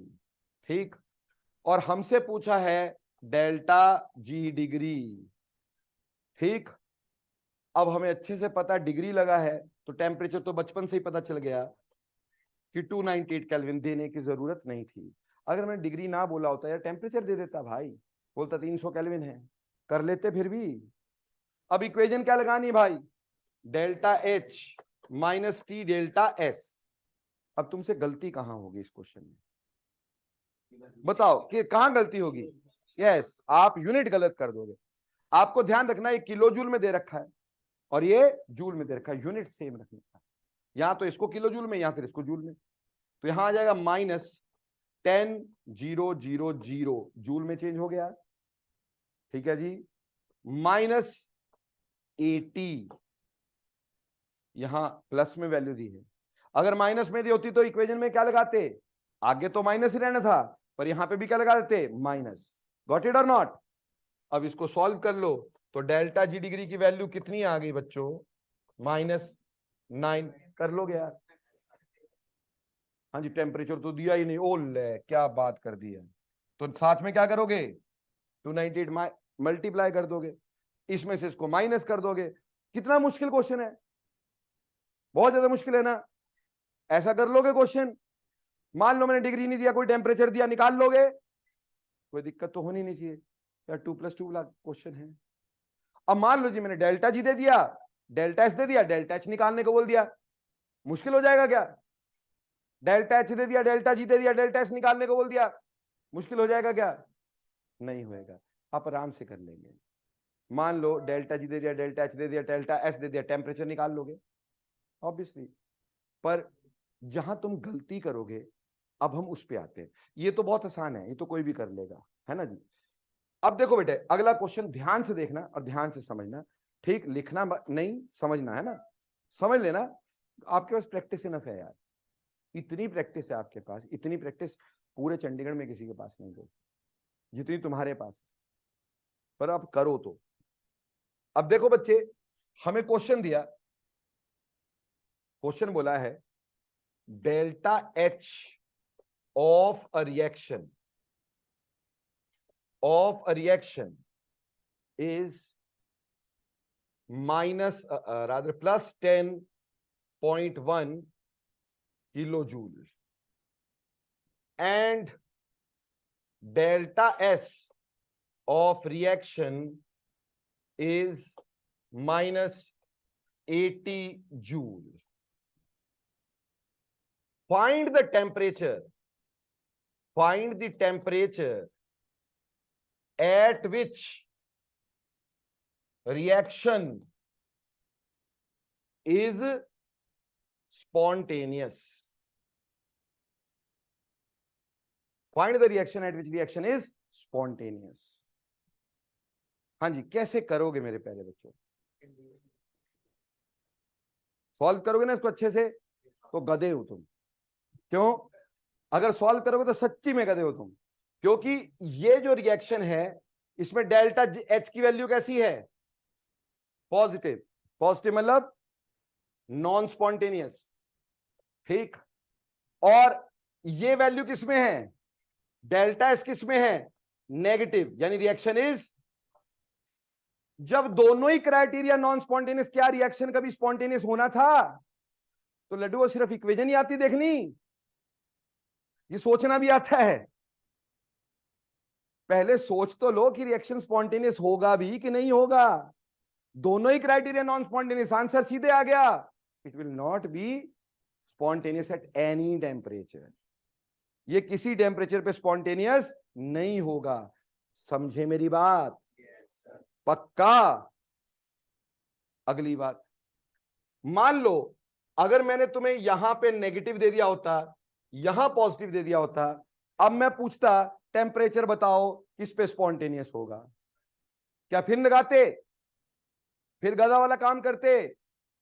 क्योंकि अब ये भी फेवरेबल, ये भी फेवरेबल, तो reaction is spontaneous at every temperature. बोलो क्लियर? पहले तो ये दिमाग चला लेना, पहला काम तो ये करना है, सीधे नहीं चेपना शुरू कर देना, चलो जी शुरू हो गए अपन। ठीक, शुरू नहीं होना है, पहले क्वेश्चन को जज करना है। देखो बेटा, मैं बहुत बार तुम्हें बोलता हूं कि पेपर में जब भी हम क्वेश्चन करते हैं ना, क्वेश्चन चीख चीख के बोल रहा होता है मेरा आंसर क्या है, लेकिन हम सुन नहीं रहे होते। हमारे दिमाग में क्या, सिर्फ फॉर्मूला चल रहा होता है, delta G is equal to delta H minus T delta S. अरे सोच ही नहीं रहे हैं, पहले क्वेश्चन देख लो। इसलिए मैं बोलता हूं बेटा, हर क्वेश्चन को पढ़ने में समय लगाओ, सॉल्व चुटकी में हो जाएगा।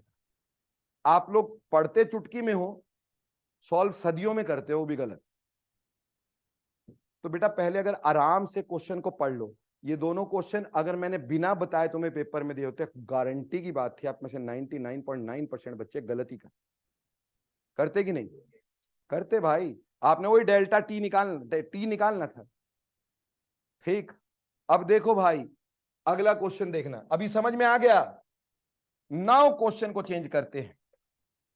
ठीक, अब हमने बोल दिया कि delta H of a reaction is minus 10.1 kilojoule and delta S of reaction is minus 80 joule. Find the temperature at which reaction is spontaneous. Find the temperature at which reaction is spontaneous. अब बेटे देखो, किताब में इसको अलग तरीके से किया होता है, पहले इक्विलिब्रियम मान लो, फिर करो, और हमेशा आंसर गलत। ठीक, मैं आपको एक ऐसा तरीका बताने वाला हूं जिससे अभी आपका कभी भी आंसर गलत नहीं होगा। ठीक, बस इधर ध्यान देने का, समझ लेने का। मेरे को एक बात बता दो, ये डेल्टा एच फेवरेबल है कि अनफेवरेबल है? ये फेवरेबल है। और डेल्टा एस की वैल्यू, तो डेल्टा एस अनफेवरेबल। तो रिएक्शन फेवरेबल कब होगा ऐसे केस में? हमें पता है ऐसे केस में reaction is spontaneous if delta H is greater then T delta S और नॉट, ऐसे लिख देने का।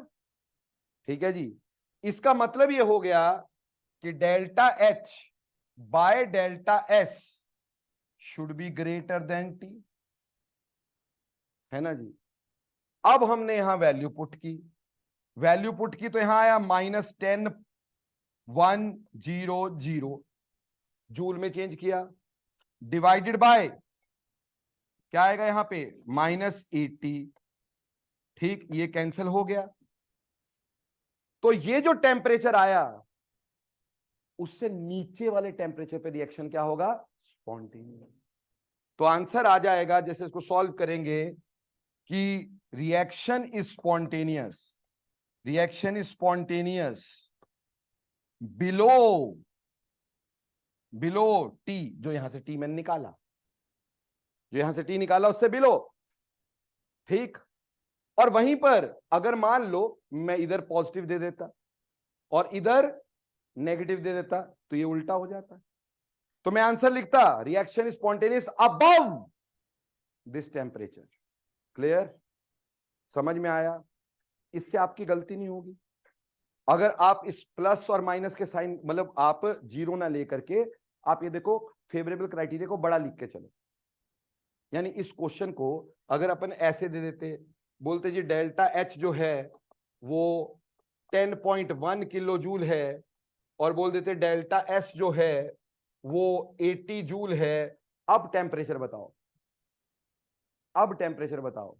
तो अब मेरे को पता है जी कि delta H should be less than T delta S. क्यों? ये अनफेवरेबल है, पॉजिटिव नहीं होना चाहिए ना डेल्टा एच। तो ये कैसा है? अनफेवरेबल। और ये कैसा है? तो फेवरेबल वाला बड़ा होना चाहिए कि नहीं? इससे हमने निकाला delta H upon delta S, तो T is greater than this. अब वैल्यू पुट करते, बोलते टेम्परेचर इससे अबव रिएक्शन इज स्पॉन्टेनियस। बोलो क्लियर? अब इसमें गलती कहां करवाएंगे तुम्हारे को ध्यान से समझना है। जैसे 1 मिनट के लिए जरा इसको सॉल्व करेंगे अपने कैलकुलेटर से, कि अगर मान लो ये वैल्यू 10100 डिवाइड बाय 80, प्लीज इसको सॉल्व करें। हाँ जी, 126.25 ये आ रहा है, ये आ रहा है? Are you sure? यही आ रहा है? ओके। अब देखो बेटे, हमारे पास पेपर में क्वेश्चन कैसे था, हमें ये दिया हुआ था, हमें बोला था रिएक्शन इज स्पॉन्टेनियस एट ए हमें बोल दिया 126.25 केल्विन, ठीक। बी दे दिया 125 केल्विन, सी दे दिया 130 केल्विन, डी दे दिया डाटा इनसफिशिएंट।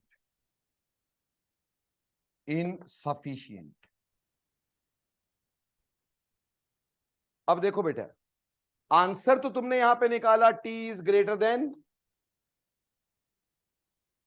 अगर मान लो आपने मेरे तरीके से नहीं किया होता तो आपका आंसर तो यहां 126.5 आता, आप टिक कौन सा कर देते? ए। गलत हो जाता कि नहीं?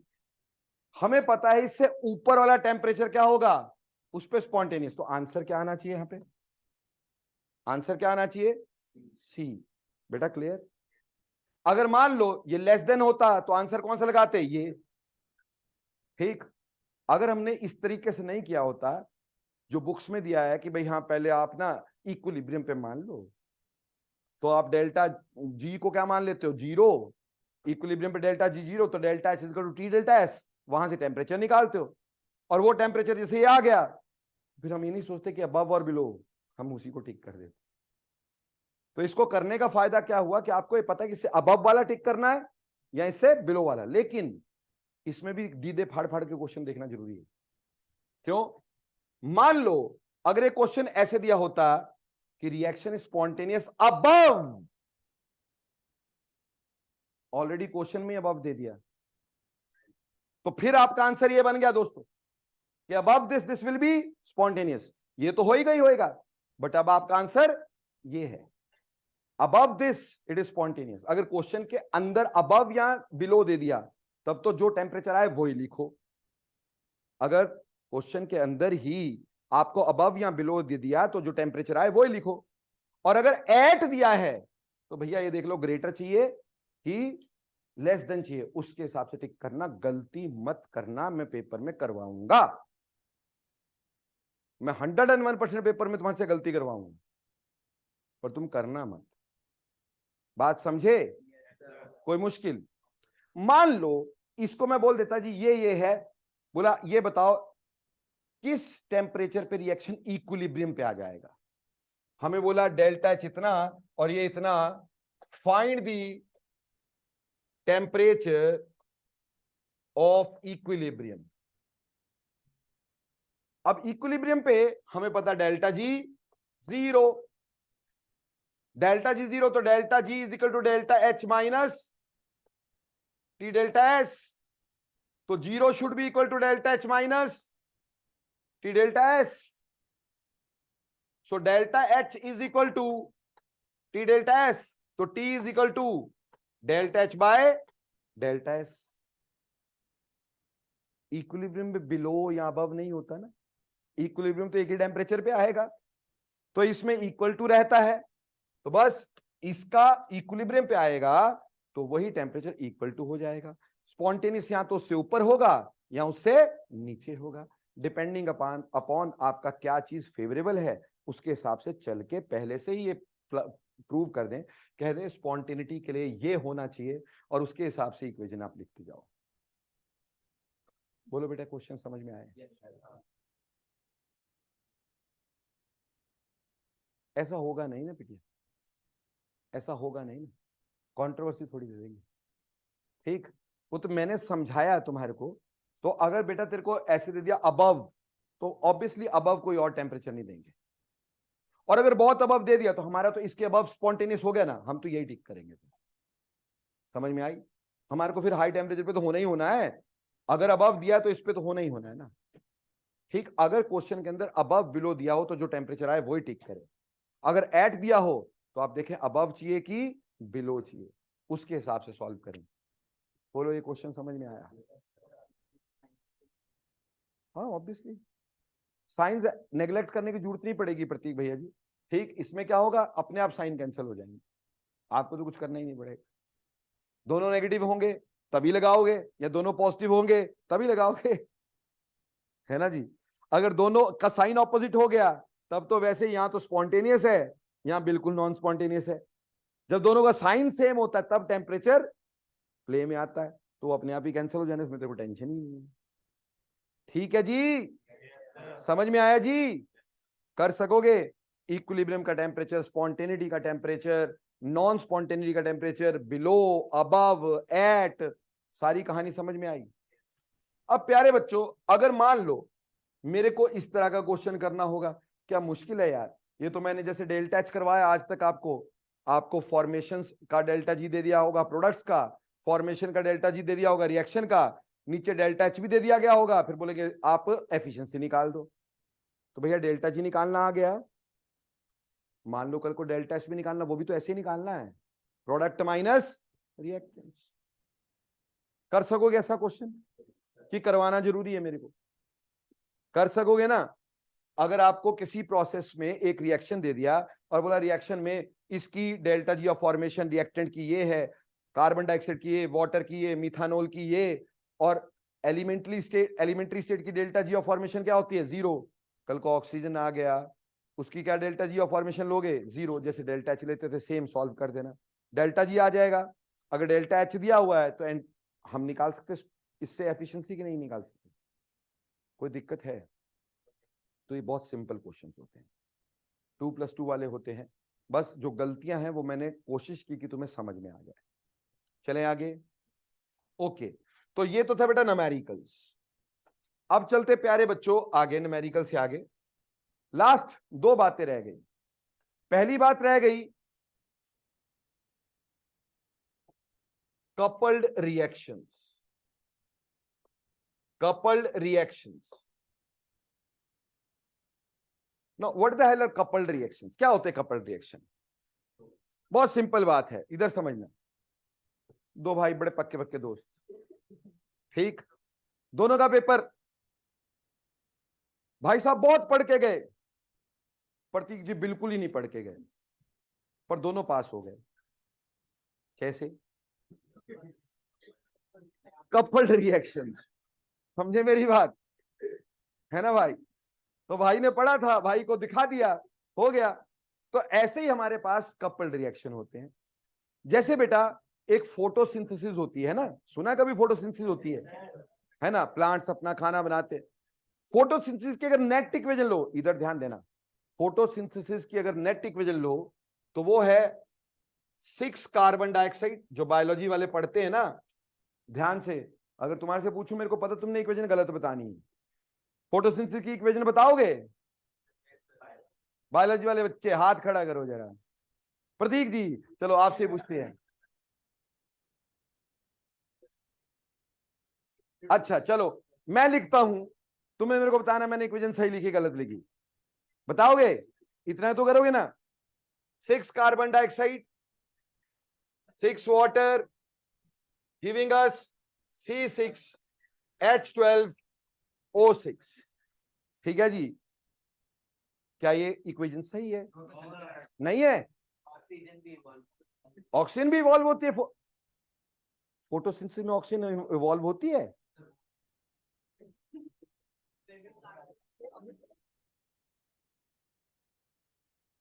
भाई बोल रहा है फोटोसिंथेसिस पे ऑक्सीजन इवॉल्व होती है। ठीक, तो चलो अपन लिख देते हैं होती होगी, भाई बोल रहा है तो। ठीक, सुन लो, पहले सुन लो आराम से। ठीक, तो अगर भैया ने बोला है तो भैया होती होगी, मेरे को तो पता नहीं। ठीक, तो 6 कार्बन डाइऑक्साइड, अब यहाँ पे 12 और 6 कितने हुए? 18, 18 में से 6 यहाँ चले गए, और यहाँ पे क्या आ गया? 6, है ना जी। अब क्या सही हो गई? वाटर कैसे आएगा? 6 के 6, अब बैलेंस तो हो गई। हाँ, ये समझदारी वाली बात है। जनरली बेटा ये लिख देते हैं, गलत बात है। यहाँ पे हमें 12 लिखना होता है, हमें यहाँ पे ये नेट इक्वेशन होती है फोटोसिंथेसिस की। हालांकि हम इसको काट सकते थे, लेकिन काटते नहीं है, इसमें बताते भी इसमें 6 water molecule as a product भी बनता है। बट एनी हाउ, मेरा उससे लेने देना नहीं, बायोलॉजी वाले मैम जाने और तुम जाने। ठीक, मैं सिर्फ इतना बता सकता हूं कि इस रिएक्शन का डेल्टा जी जो है ना बेटा, वो पॉजिटिव है। फोटोसिंथेसिस का ये जो नेट रिएक्शन है, इसका डेल्टा जी पॉजिटिव है। और अगर डेल्टा जी पॉजिटिव है तो रिएक्शन कैसा है? पर क्या तुम प्लांट के पीछे डंडा लेके पड़े होते? करो भाई, आज ही करनी पड़ेगी फोटोसिंथेसिस। अपने आप होती कि नहीं? उसमें कोई एनर्जी लगती है कि नहीं? मजे की बात यह है कि इसकी नेट इक्वेशन का डेल्टा जी कैसा है? पॉजिटिव, पर रिएक्शन फिर भी स्पॉन्टेनियस। ये तो हमारे साथ मजाक है यार, कि एक तरफ हम बोलते हैं कि डेल्टा जी कैसा होना चाहिए? नेगेटिव, और फोटोसिंथेसिस जैसा बड़ा सारा प्रोसेस, उसका डेल्टा जी पॉजिटिव, फिर भी वो रिएक्शन क्या है? स्पॉन्टेनियस। तो क्या इसको एक्सेप्शन बोल दूं? बिल्कुल भी नहीं, इसकी कोई एक्सेप्शन नहीं है ना बेटा। देखो, समझो मेरी बात को। ठीक है, इस रिएक्शन का डेल्टा जी पॉजिटिव है, लेकिन ड्यूरिंग फोटोसिंथेसिस कई ऐसे और रिएक्शन बीच में होते हैं जो हम नेट इक्वेशन में नहीं लिखते। जैसे NADPH2 का बनना, एक रिड्यूसिंग पावर बनती है NADPH2, निकोटीन वगैरह है ना, डायमाइन ऐसे बोलते हैं ना। ठीक, और ऐसे ही FAD बनता है, ऐसे NADP बनता है, ऐसे बड़ी सारी चीजें फोटोसिंथेसिस के दौरान बनती हैं। उसको नेट इक्वेशन में नहीं लिखा जाता, पर बनती हैं। यानी उसमें कुछ और रिएक्शन भी साथ में होते हैं जो हम इसमें नहीं लिखते, और उन रिएक्शंस का डेल्टा जी बहुत ज्यादा क्या होता है? नेगेटिव होता है। उन रिएक्शंस का डेल्टा जी बहुत ज्यादा नेगेटिव होता है। तो जब वो रिएक्शन इसका कपल में चलते हैं, तो भले ही इसका डेल्टा जी नेगेटिव हो, पर पूरे प्रोसेस का डेल्टा जी कैसा हो जाता है? नेगेटिव। ठीक, इसका भले ही पॉजिटिव है, लेकिन जब और रिएक्शन के अंदर जो चल रहे हैं उनका डेल्टा जी बहुत ज्यादा नेगेटिव है, तो सारे रिएक्शन कपल हो जाते हैं, इकट्ठे हो जाते हैं, तो उनका टोटल डेल्टा जी पूरे प्रोसेस का कैसा हो जाता है? नेगेटिव। हम एक इक्वेशन तो लिखे, वो तो नेट इक्वेशन लिखे, पर जो बीच में प्रोसेस हुए हैं, उन प्रोसेस में कई ऐसे प्रोसेस है जिनका डेल्टा जी घोर नेगेटिव है। तो नेट में जब पूरे प्रोसेस का डेल्टा जी देखा, इस इक्वेशन के साथ और इक्वेशन का डेल्टा जी भी हमने ऐड किया, क्योंकि उसका बहुत ज्यादा नेगेटिव था, तो नेट में प्रोसेस क्या हो गया? नेगेटिव हो गया बच्चों। इनको बोलते हैं कपल्ड रिएक्शंस। जैसे फोटोकेमिकल रिएक्शन होते हैं, फोटोकेमिकल रिएक्शन का डेल्टा जी भी पॉजिटिव होता है, येट वो होते हैं, क्योंकि they are also coupled with some other reactions, ठीक, जिनका डेल्टा जी बहुत ज्यादा नेगेटिव होता है। ऐसे सबसे ज्यादा यूज इसका किया जाता है मेटलर्जी में। मेटलर्जी का मतलब होता है एक एलिमेंट से दूसरे एलिमेंट को निकालना, एक ओर में से दूसरे एलिमेंट को निकालना, जैसे एल्युमिनियम ऑक्साइड में से एल्युमिनियम को निकालना। ठीक है जी, तो उस केस में भी हम क्या करते हैं? ये देखते हैं, एक रिएक्शन पॉजिटिव, दूसरा रिएक्शन नेगेटिव। ठीक है, हम सिर्फ ये देखते हैं बेटा कि टोटल नेट में, वहां पे भी रिएक्शन को हम क्या कर देते हैं? कपल कर देते हैं, दो रिएक्शंस को कपल कर देते हैं। तो अगर डेल्टा जी नेगेटिव टोटल में आ गया तो रिएक्शन क्या हो गया? स्पॉन्टेनियस। भले ही एक का डेल्टा जी कैसा था? पॉजिटिव। तो व्हाट आर कपल्ड रिएक्शन? अगर आप सोचे कपल्ड रिएक्शन क्या कहना, कि अगर एक रिएक्शन जिसका डेल्टा जी पॉजिटिव है, और उसके साथ हम किसी ऐसे रिएक्शन को जोड़ दें जिसका डेल्टा जी बहुत ज्यादा नेगेटिव होता है, so that reaction overall becomes spontaneous, and this is called as coupling of reactions or coupled reactions. Are you clear? समझ में आया coupled reaction क्या होती है? हाँ, उल्टा भी ट्रू है।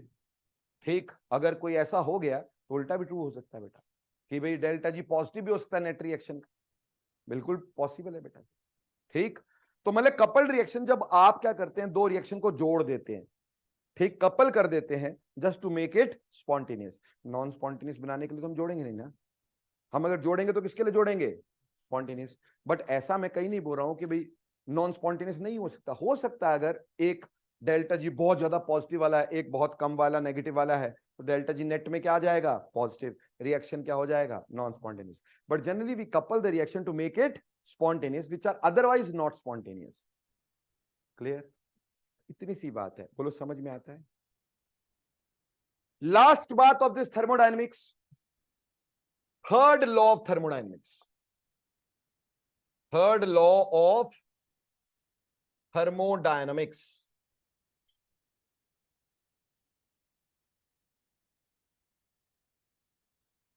देखो बेटा, थर्ड लॉ ऑफ थर्मोडायनेमिक्स क्या कहता है बेटा, अगर मान लो मैं आपको उठा के 0 केल्विन पे ले जाऊं, फॉर द टाइमिंग मान लो हम 0 केल्विन कभी अटेन नहीं कर सकते, पर सोचने के लिए सोच सकते हैं, मान लो अगर मैं तुम्हें उठा करके 0 केल्विन पे ले जाऊं तो क्या होगा, क्या तुम हिलडुल पाओगे?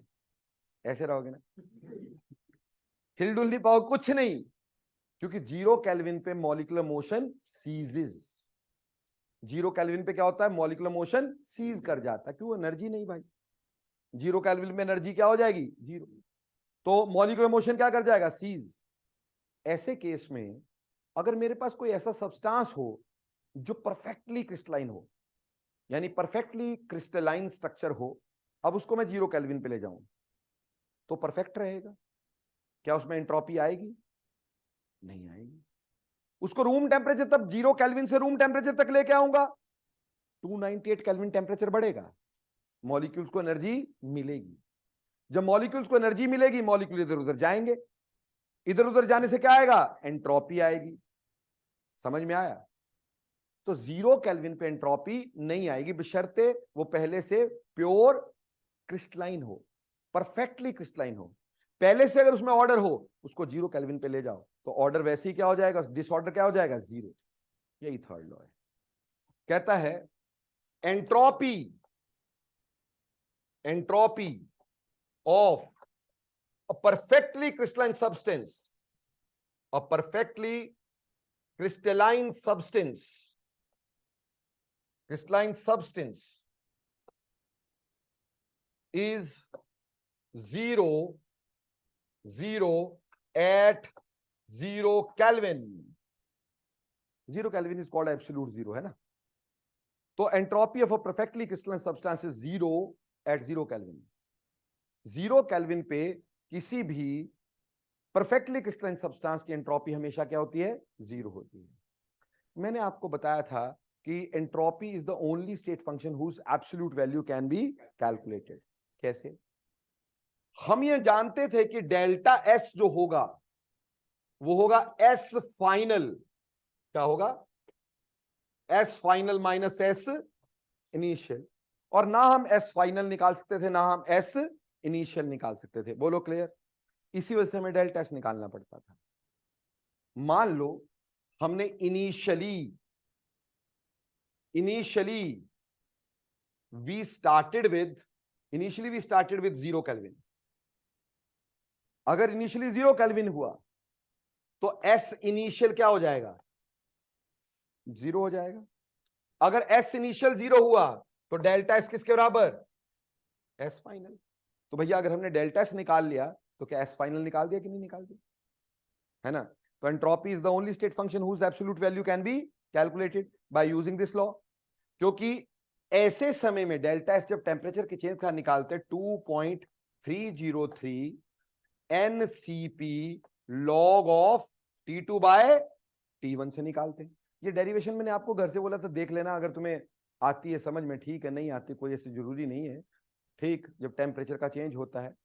बट एक बात बिल्कुल क्लियर है कि डेल्टा एस अगर हमें निकालना है तो हम निकालते 2.303 NCP log of T2 minus T1, और अगर हम इनिशियल कंडीशन क्या ले लें 0 केल्विन, तो बेटा उससे एस फाइनल निकल जाएगा। तो ये फॉर्मूला निकाल करके, लगा करके हम एंट्रोपी निकाल सकते हैं, उसकी एब्सोल्यूट वैल्यू निकाल सकते हैं, कंसिडरिंग 0 डिग्री से आगे, कि हमने पहले 0 केल्विन लिया था, 0 डिग्री नहीं, 0 केल्विन, और अब जो भी टेम्परेचर है उसके ऊपर। बोलो क्लियर, समझ में आया कुछ? ठीक, तो परफेक्टली क्रिस्टलाइन जिसमें एंट्रोपी पहले से नहीं है। लेकिन बेटा मैंने खास करके एक शब्द पे जोर दिया, परफेक्टली क्रिस्टलाइन। अगर कोई चीज ऐसी हो जो परफेक्टली क्रिस्टलाइन बनती ना हो, तो उसका डिसऑर्डर कभी 0 हो सकता है? नहीं हो सकता। तो ऐसे में आता है exception of third law, exceptions of third law. बेटा कौन सी होती है जो कभी परफेक्टली क्रिस्टलाइन नहीं हो सकती? कौन नहीं हो सकती? बेटा ऐसी गैसेस बेटे जो दो अलग अलग एलिमेंट से बनी हुई हो, ठीक, डायटोमिक या ट्राइएटोमिक गैसेस जो अलग अलग एलिमेंट से बनी हो, जैसे कि CO, जैसे कि NO, जैसे कि N2O। ऐसा क्यों कि इसका एंट्रोपी कभी भी 0 नहीं होता? मान लो मैंने कार्बन मोनोऑक्साइड को सॉलिडिफाई किया। क्या किया? सॉलिडिफाई। तो कार्बन मोनोऑक्साइड ऐसे लगा होना चाहिए, CO CO CO, ठीक है जी। अब बेटे यहां पे भी CO, मान लो ये OC लग गया, उससे क्रिस्टल के स्ट्रक्चर पे कोई फर्क पड़ेगा? नहीं पड़ेगा भाई। क्यों? दो ही एटम है, सिर्फ उसका साइड क्या हो गया? चेंज हो गया। क्या क्रिस्टल पे कोई फर्क पड़ा? नहीं पड़ा। और यहां पे CO, अब यहां पे OC, यहां पे CO, यहां CO, यहां CO, यहां CO, यहां CO। अब एज इट इज तो परफेक्टली क्रिस्टलाइन है हमारे पास, एज इट इज तो क्रिस्टल में तो कोई फर्क पड़ा ही नहीं। भैया इसको यहां बिठा दिया, इसको यहां बिठा दिया, कोई फर्क पड़ा? वो तो अपनी जगह पे ही है। पर इसकी वजह से डिसऑर्डर तो आ गया ना भाई। ऑर्डर तो ये था भी CO CO CO लगा होता, बट बीच में क्या आ गया? OC। डिसऑर्डर तो आ गया ना। इसको बोलते हैं रेजिडुअल एंट्रोपी। क्या बोलते हैं? Residual entropy. तो बेटा ऐसी चीजें जिसमें रेजिडुअल एंट्रोपी रह जाती है, क्यों? वो क्रिस्टल के स्ट्रक्चर को खराब नहीं कर रहे, बट उसकी ओरिएंटेशन अलग अलग हो गई। ठीक, आप ऐसे ही बैठे, सिर्फ इसको यहां बिठा दिया, इसको यहां बिठा दिया, उससे हमारी सिटिंग में कोई प्रॉब्लम नहीं आएगी, वो वैसी रही। हमारे को देखने में लग रहा डिसऑर्डर इज 0, बट एक्चुअली देखा तो समझा यार disorder is not actually 0, because इसमें मॉलिक्यूल सारे एक ओरिएंटेशन में नहीं है। तो इसको बोल देते हैं रेजिडुअल एंट्रोपी। और ऐसे सब्सटेंसेस जो ऐसे पैक कर सकें, ऐसे सब्सटेंसेस जो ऐसे पैक कर सकें कि जिसके पैक होने से क्रिस्टल के स्ट्रक्चर पे खराबी ना आए, बट ओरिएंटेशन चेंज हो जाए, उसमें थर्ड लॉ वायलेट हो जाता है। और वो कौन कौन है? CO, NO, N2O। ऐसे छोटे छोटे से मॉलिक्यूल, डायटोमिक, डिफरेंट डिफरेंट। हाँ, अगर O2 होता तब क्या होती है एंट्रोपी? O2 होती, O इधर वाला इधर, इधर वाला इधर, फर्क पड़ा? दो अलग अलग एटम होने चाहिए ना भाई। तो ऐसे में आपके पास थर्ड लॉ वायलेट हो जाता है। बोलो थर्ड लॉ क्या है और थर्ड लॉ वायलेट कैसे होता है? ये समझ में आया? जिंदगी में कभी क्वेश्चन नहीं आया, आज तक तो पूछा नहीं, पर मैंने तुम्हें बता दिया कि ऐसा होता है जी हमारे पास लॉ। ठीक, पर इसका एक क्वेश्चन जो कोई कर भी नहीं सकता सॉल्व अगर आ जाए तो, सिर्फ तुम ही कर पाओगे। मैं ध्यान से सुन लेना मेरा क्वेश्चन, और कोई नहीं सॉल्व कर सकता। अगर तुम्हें ना बताऊं तो जिंदगी लग जाएगी, सॉल्व नहीं होगा। ये जितने अपने दोस्त करवा के देखना यार, शुरुआत से 0 हो जाएंगे। आपको एक क्वेश्चन दिया होता है, ये हाईएस्ट लेवल क्वेश्चन है इस चैप्टर का, इस चैप्टर का सबसे बड़ा क्वेश्चन। ठीक, कई बार पूछा जा चुका है कंपटीशन में। ध्यान से सुनना मेरा क्वेश्चन। क्वेश्चन है find the entropy change, find the entropy change of water from -10 degree to 110 degree, और डाटा दिया होता है, कुछ सीपी दी गई होगी, ठीक, डेल्टा एच दे दिया गया होगा, डाटा दे दिया कुछ भी, ठीक। डाटा तो चलो आप यूज कर ही लेंगे, मेरे को उसको करना सिखाना। आपको बोला कि टेम्परेचर -10 से -100 डिग्री है, वाटर है, -10 से +110 डिग्री तक ले जाना है, आपको टोटल एंट्रोपी चेंज निकालना है। प्लीज इधर बात ध्यान देना। अगर मैं वाटर को लेता हूं -10 डिग्री पर, क्या वो सॉलिड होगा? ठीक।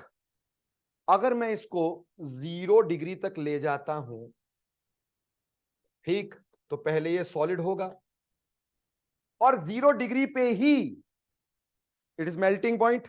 क्या ये मेल्ट कर जाएगा? डेफिनेटली मेल्ट करेगा, और क्या हो जाएगा यहां पर? H2O क्या हो जाएगा? लिक्विड। बट टेम्परेचर उस समय भी क्या होगा? 0 डिग्री होगा, यानी यहां फेज की ट्रांजिशन हो गई। अब मान लो यहां से मैं लेके गया 100 डिग्री तक, क्या 100 डिग्री तक कोई भी फेज ट्रांजिशन हुई? नहीं हुई। 100 डिग्री तक ये लिक्विड का क्या रहा? Liquid. But at 100 degree it will change into vapours, isn't it? तो फिर फेज की ट्रांजिशन होगी, H2O वेपर्स, वेपर यानी गैस, इसको हम गैस मान लेंगे, ठीक। पर कहां पे? क्या 100 डिग्री पे सारा का सारा हो जाएगा कि नहीं? अरे भाई बॉइलिंग पॉइंट 100 डिग्री पे सारा बॉयल हो जाएगा। अब 100 से आगे कौन सा टेम्परेचर लेके गए अपन लोग? 110 डिग्री, वहां पे वेपर ही रहेगा कि नहीं? तो इसको मैंने 5 स्टेप्स में तोड़ दिया बेटा। अगर कभी टेम्परेचर चेंज के दौरान बीच में फेज ट्रांजिशन आती हो, अगर टेम्परेचर चेंज के दौरान बीच में फेज ट्रांजिशन आती हो, तो इसे तोड़ तोड़ के क्वेश्चन करते हैं। यहां से यहां टेम्परेचर चेंज हुआ पर फेज चेंज नहीं हुआ, तो यहां डेल्टा एस निकालेंगे 2.303 NCP लॉग ऑफ T2/T1 से निकालेंगे, ठीक। ये फॉर्मूला भी बताया था आपको मैंने। यहां टेम्परेचर चेंज नहीं हो रहा, यहां फेज चेंज हो रहा है। बेटा फेज चेंज की एंट्रोपी सिखाई थी तुम्हारे को, delta H by T, phase change की बताई थी कि नहीं? तो यहां आ जाएगा, यहां क्या हुई? फ्यूजन। तो क्या मैं लिख सकता हूं delta H of fusion upon melting point? बोलो ये करवाया था कि नहीं? ये करवाया था। अब यहां फिर से टेम्परेचर चेंज, पर क्या फेज चेंज है? नहीं है। तो जब फेज चेंज नहीं होता, सिर्फ टेम्परेचर चेंज होता, तो क्या लगेगा? 2.303 NCP लॉग ऑफ T2/T1। फिर से आगे फेज चेंज आया कि नहीं? तो फेज चेंज, अब ये कौन सा है? वेपराइजेशन। तो क्या यहां पे लिख सकते हो delta H of vaporisation upon boiling point? बोलो ऐसा लिख सकते हो? क्या आगे फेज चेंज है? नहीं है। तो हमारे पास क्या होगा? 2.303 NCP लॉग ऑफ T2/T1। तो टोटल डेल्टा एस इस प्रोसेस का अगर निकालना होगा, तो इन सब को हमें क्या करना होगा? ऐड करना होगा। अब टोटल डेल्टा एस आएगा, करके दिखा दे कोई, ठीक। ऐसे ही, एक मिनट अभी सुनना, समझना है ना, लिखना तो है ही है, चलो पर सुन लेना अभी। मान लो मुझे बोला कि -10 डिग्री से मुझे 50 डिग्री तक लेके जाना है। अब इसको कितने पार्ट में तोड़ोगे यार? कितने पार्ट में तोड़ोगे? -10 डिग्री से 0 डिग्री, सॉलिड से सॉलिड, फिर 0 से 0, सॉलिड से लिक्विड, फिर 0 से 50, लिक्विड से लिक्विड, खत्म।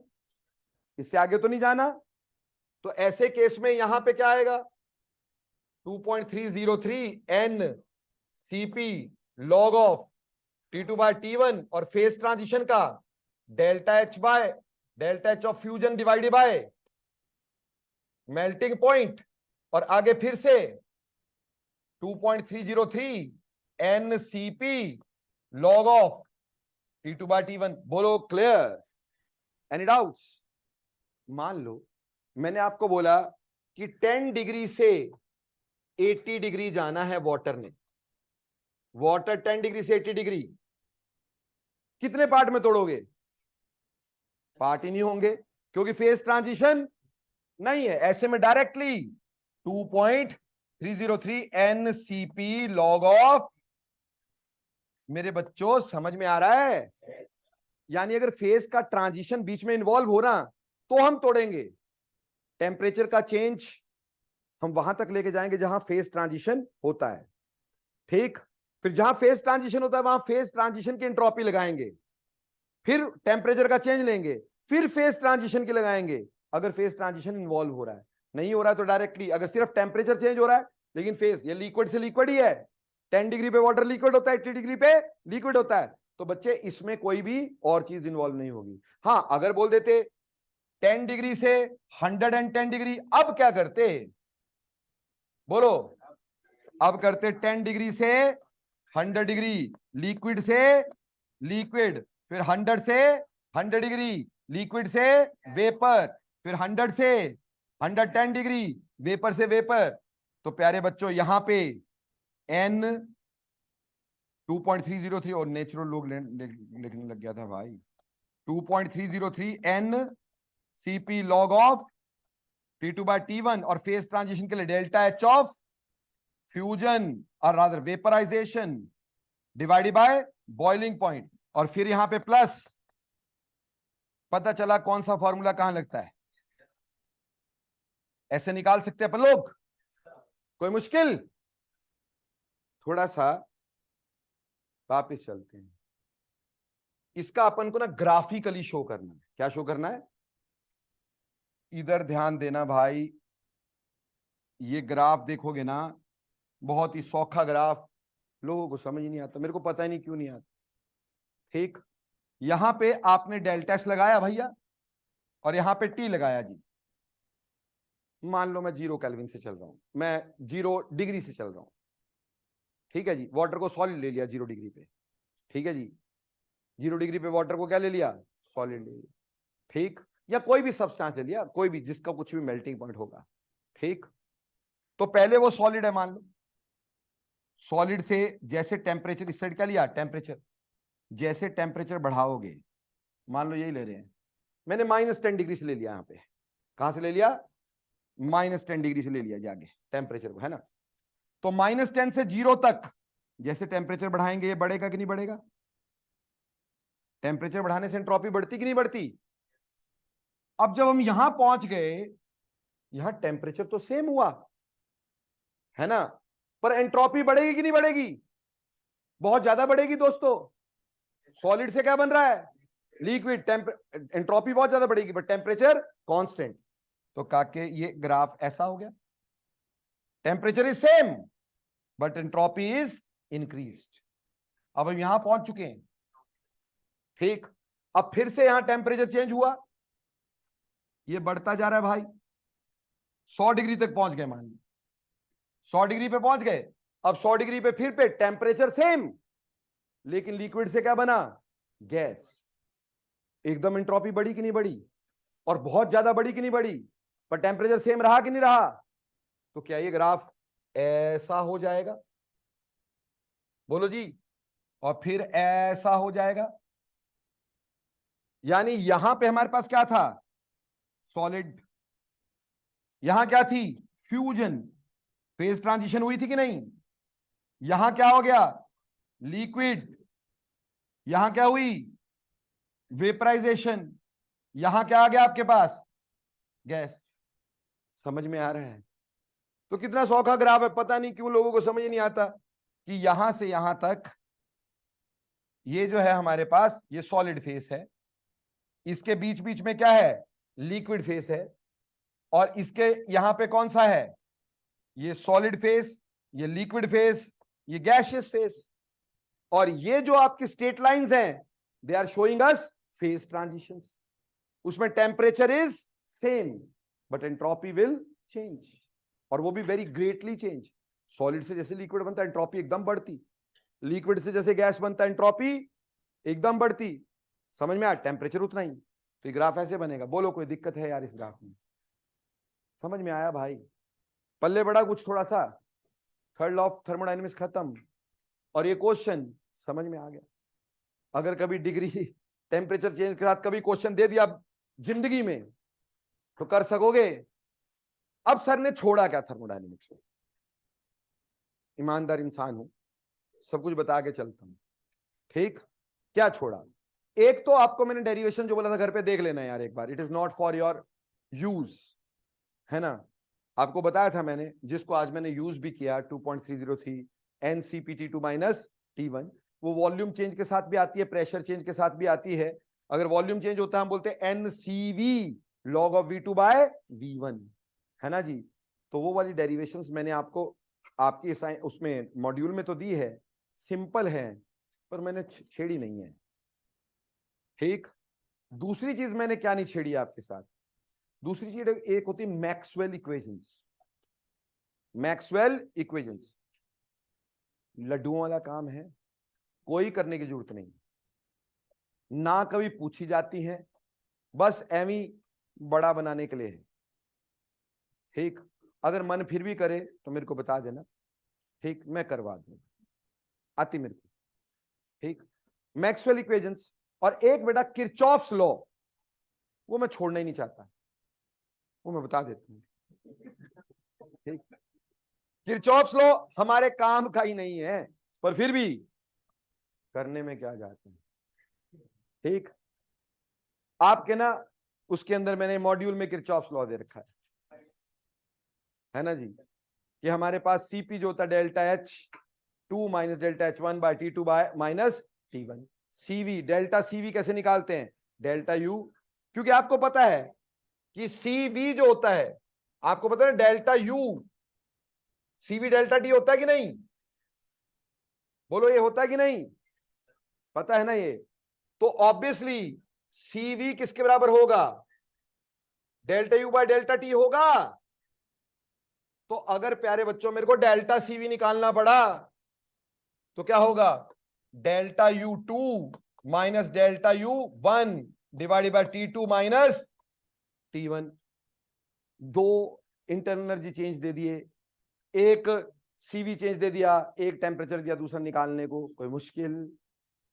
ऐसे ही बेटा डेल्टा सीपी निकालना हुआ तो कैसे निकालोगे? Delta H2 minus delta H1 divided by T2 minus T1। ये किरचॉफ्स इक्वेशंस है, these are called as Kirchhoff's equation. ठीक, 10,000 साल में एक आधी बार क्वेश्चन आता है इसमें से। ठीक, तो आपका हो सकता है इसलिए मैंने करवा दिया।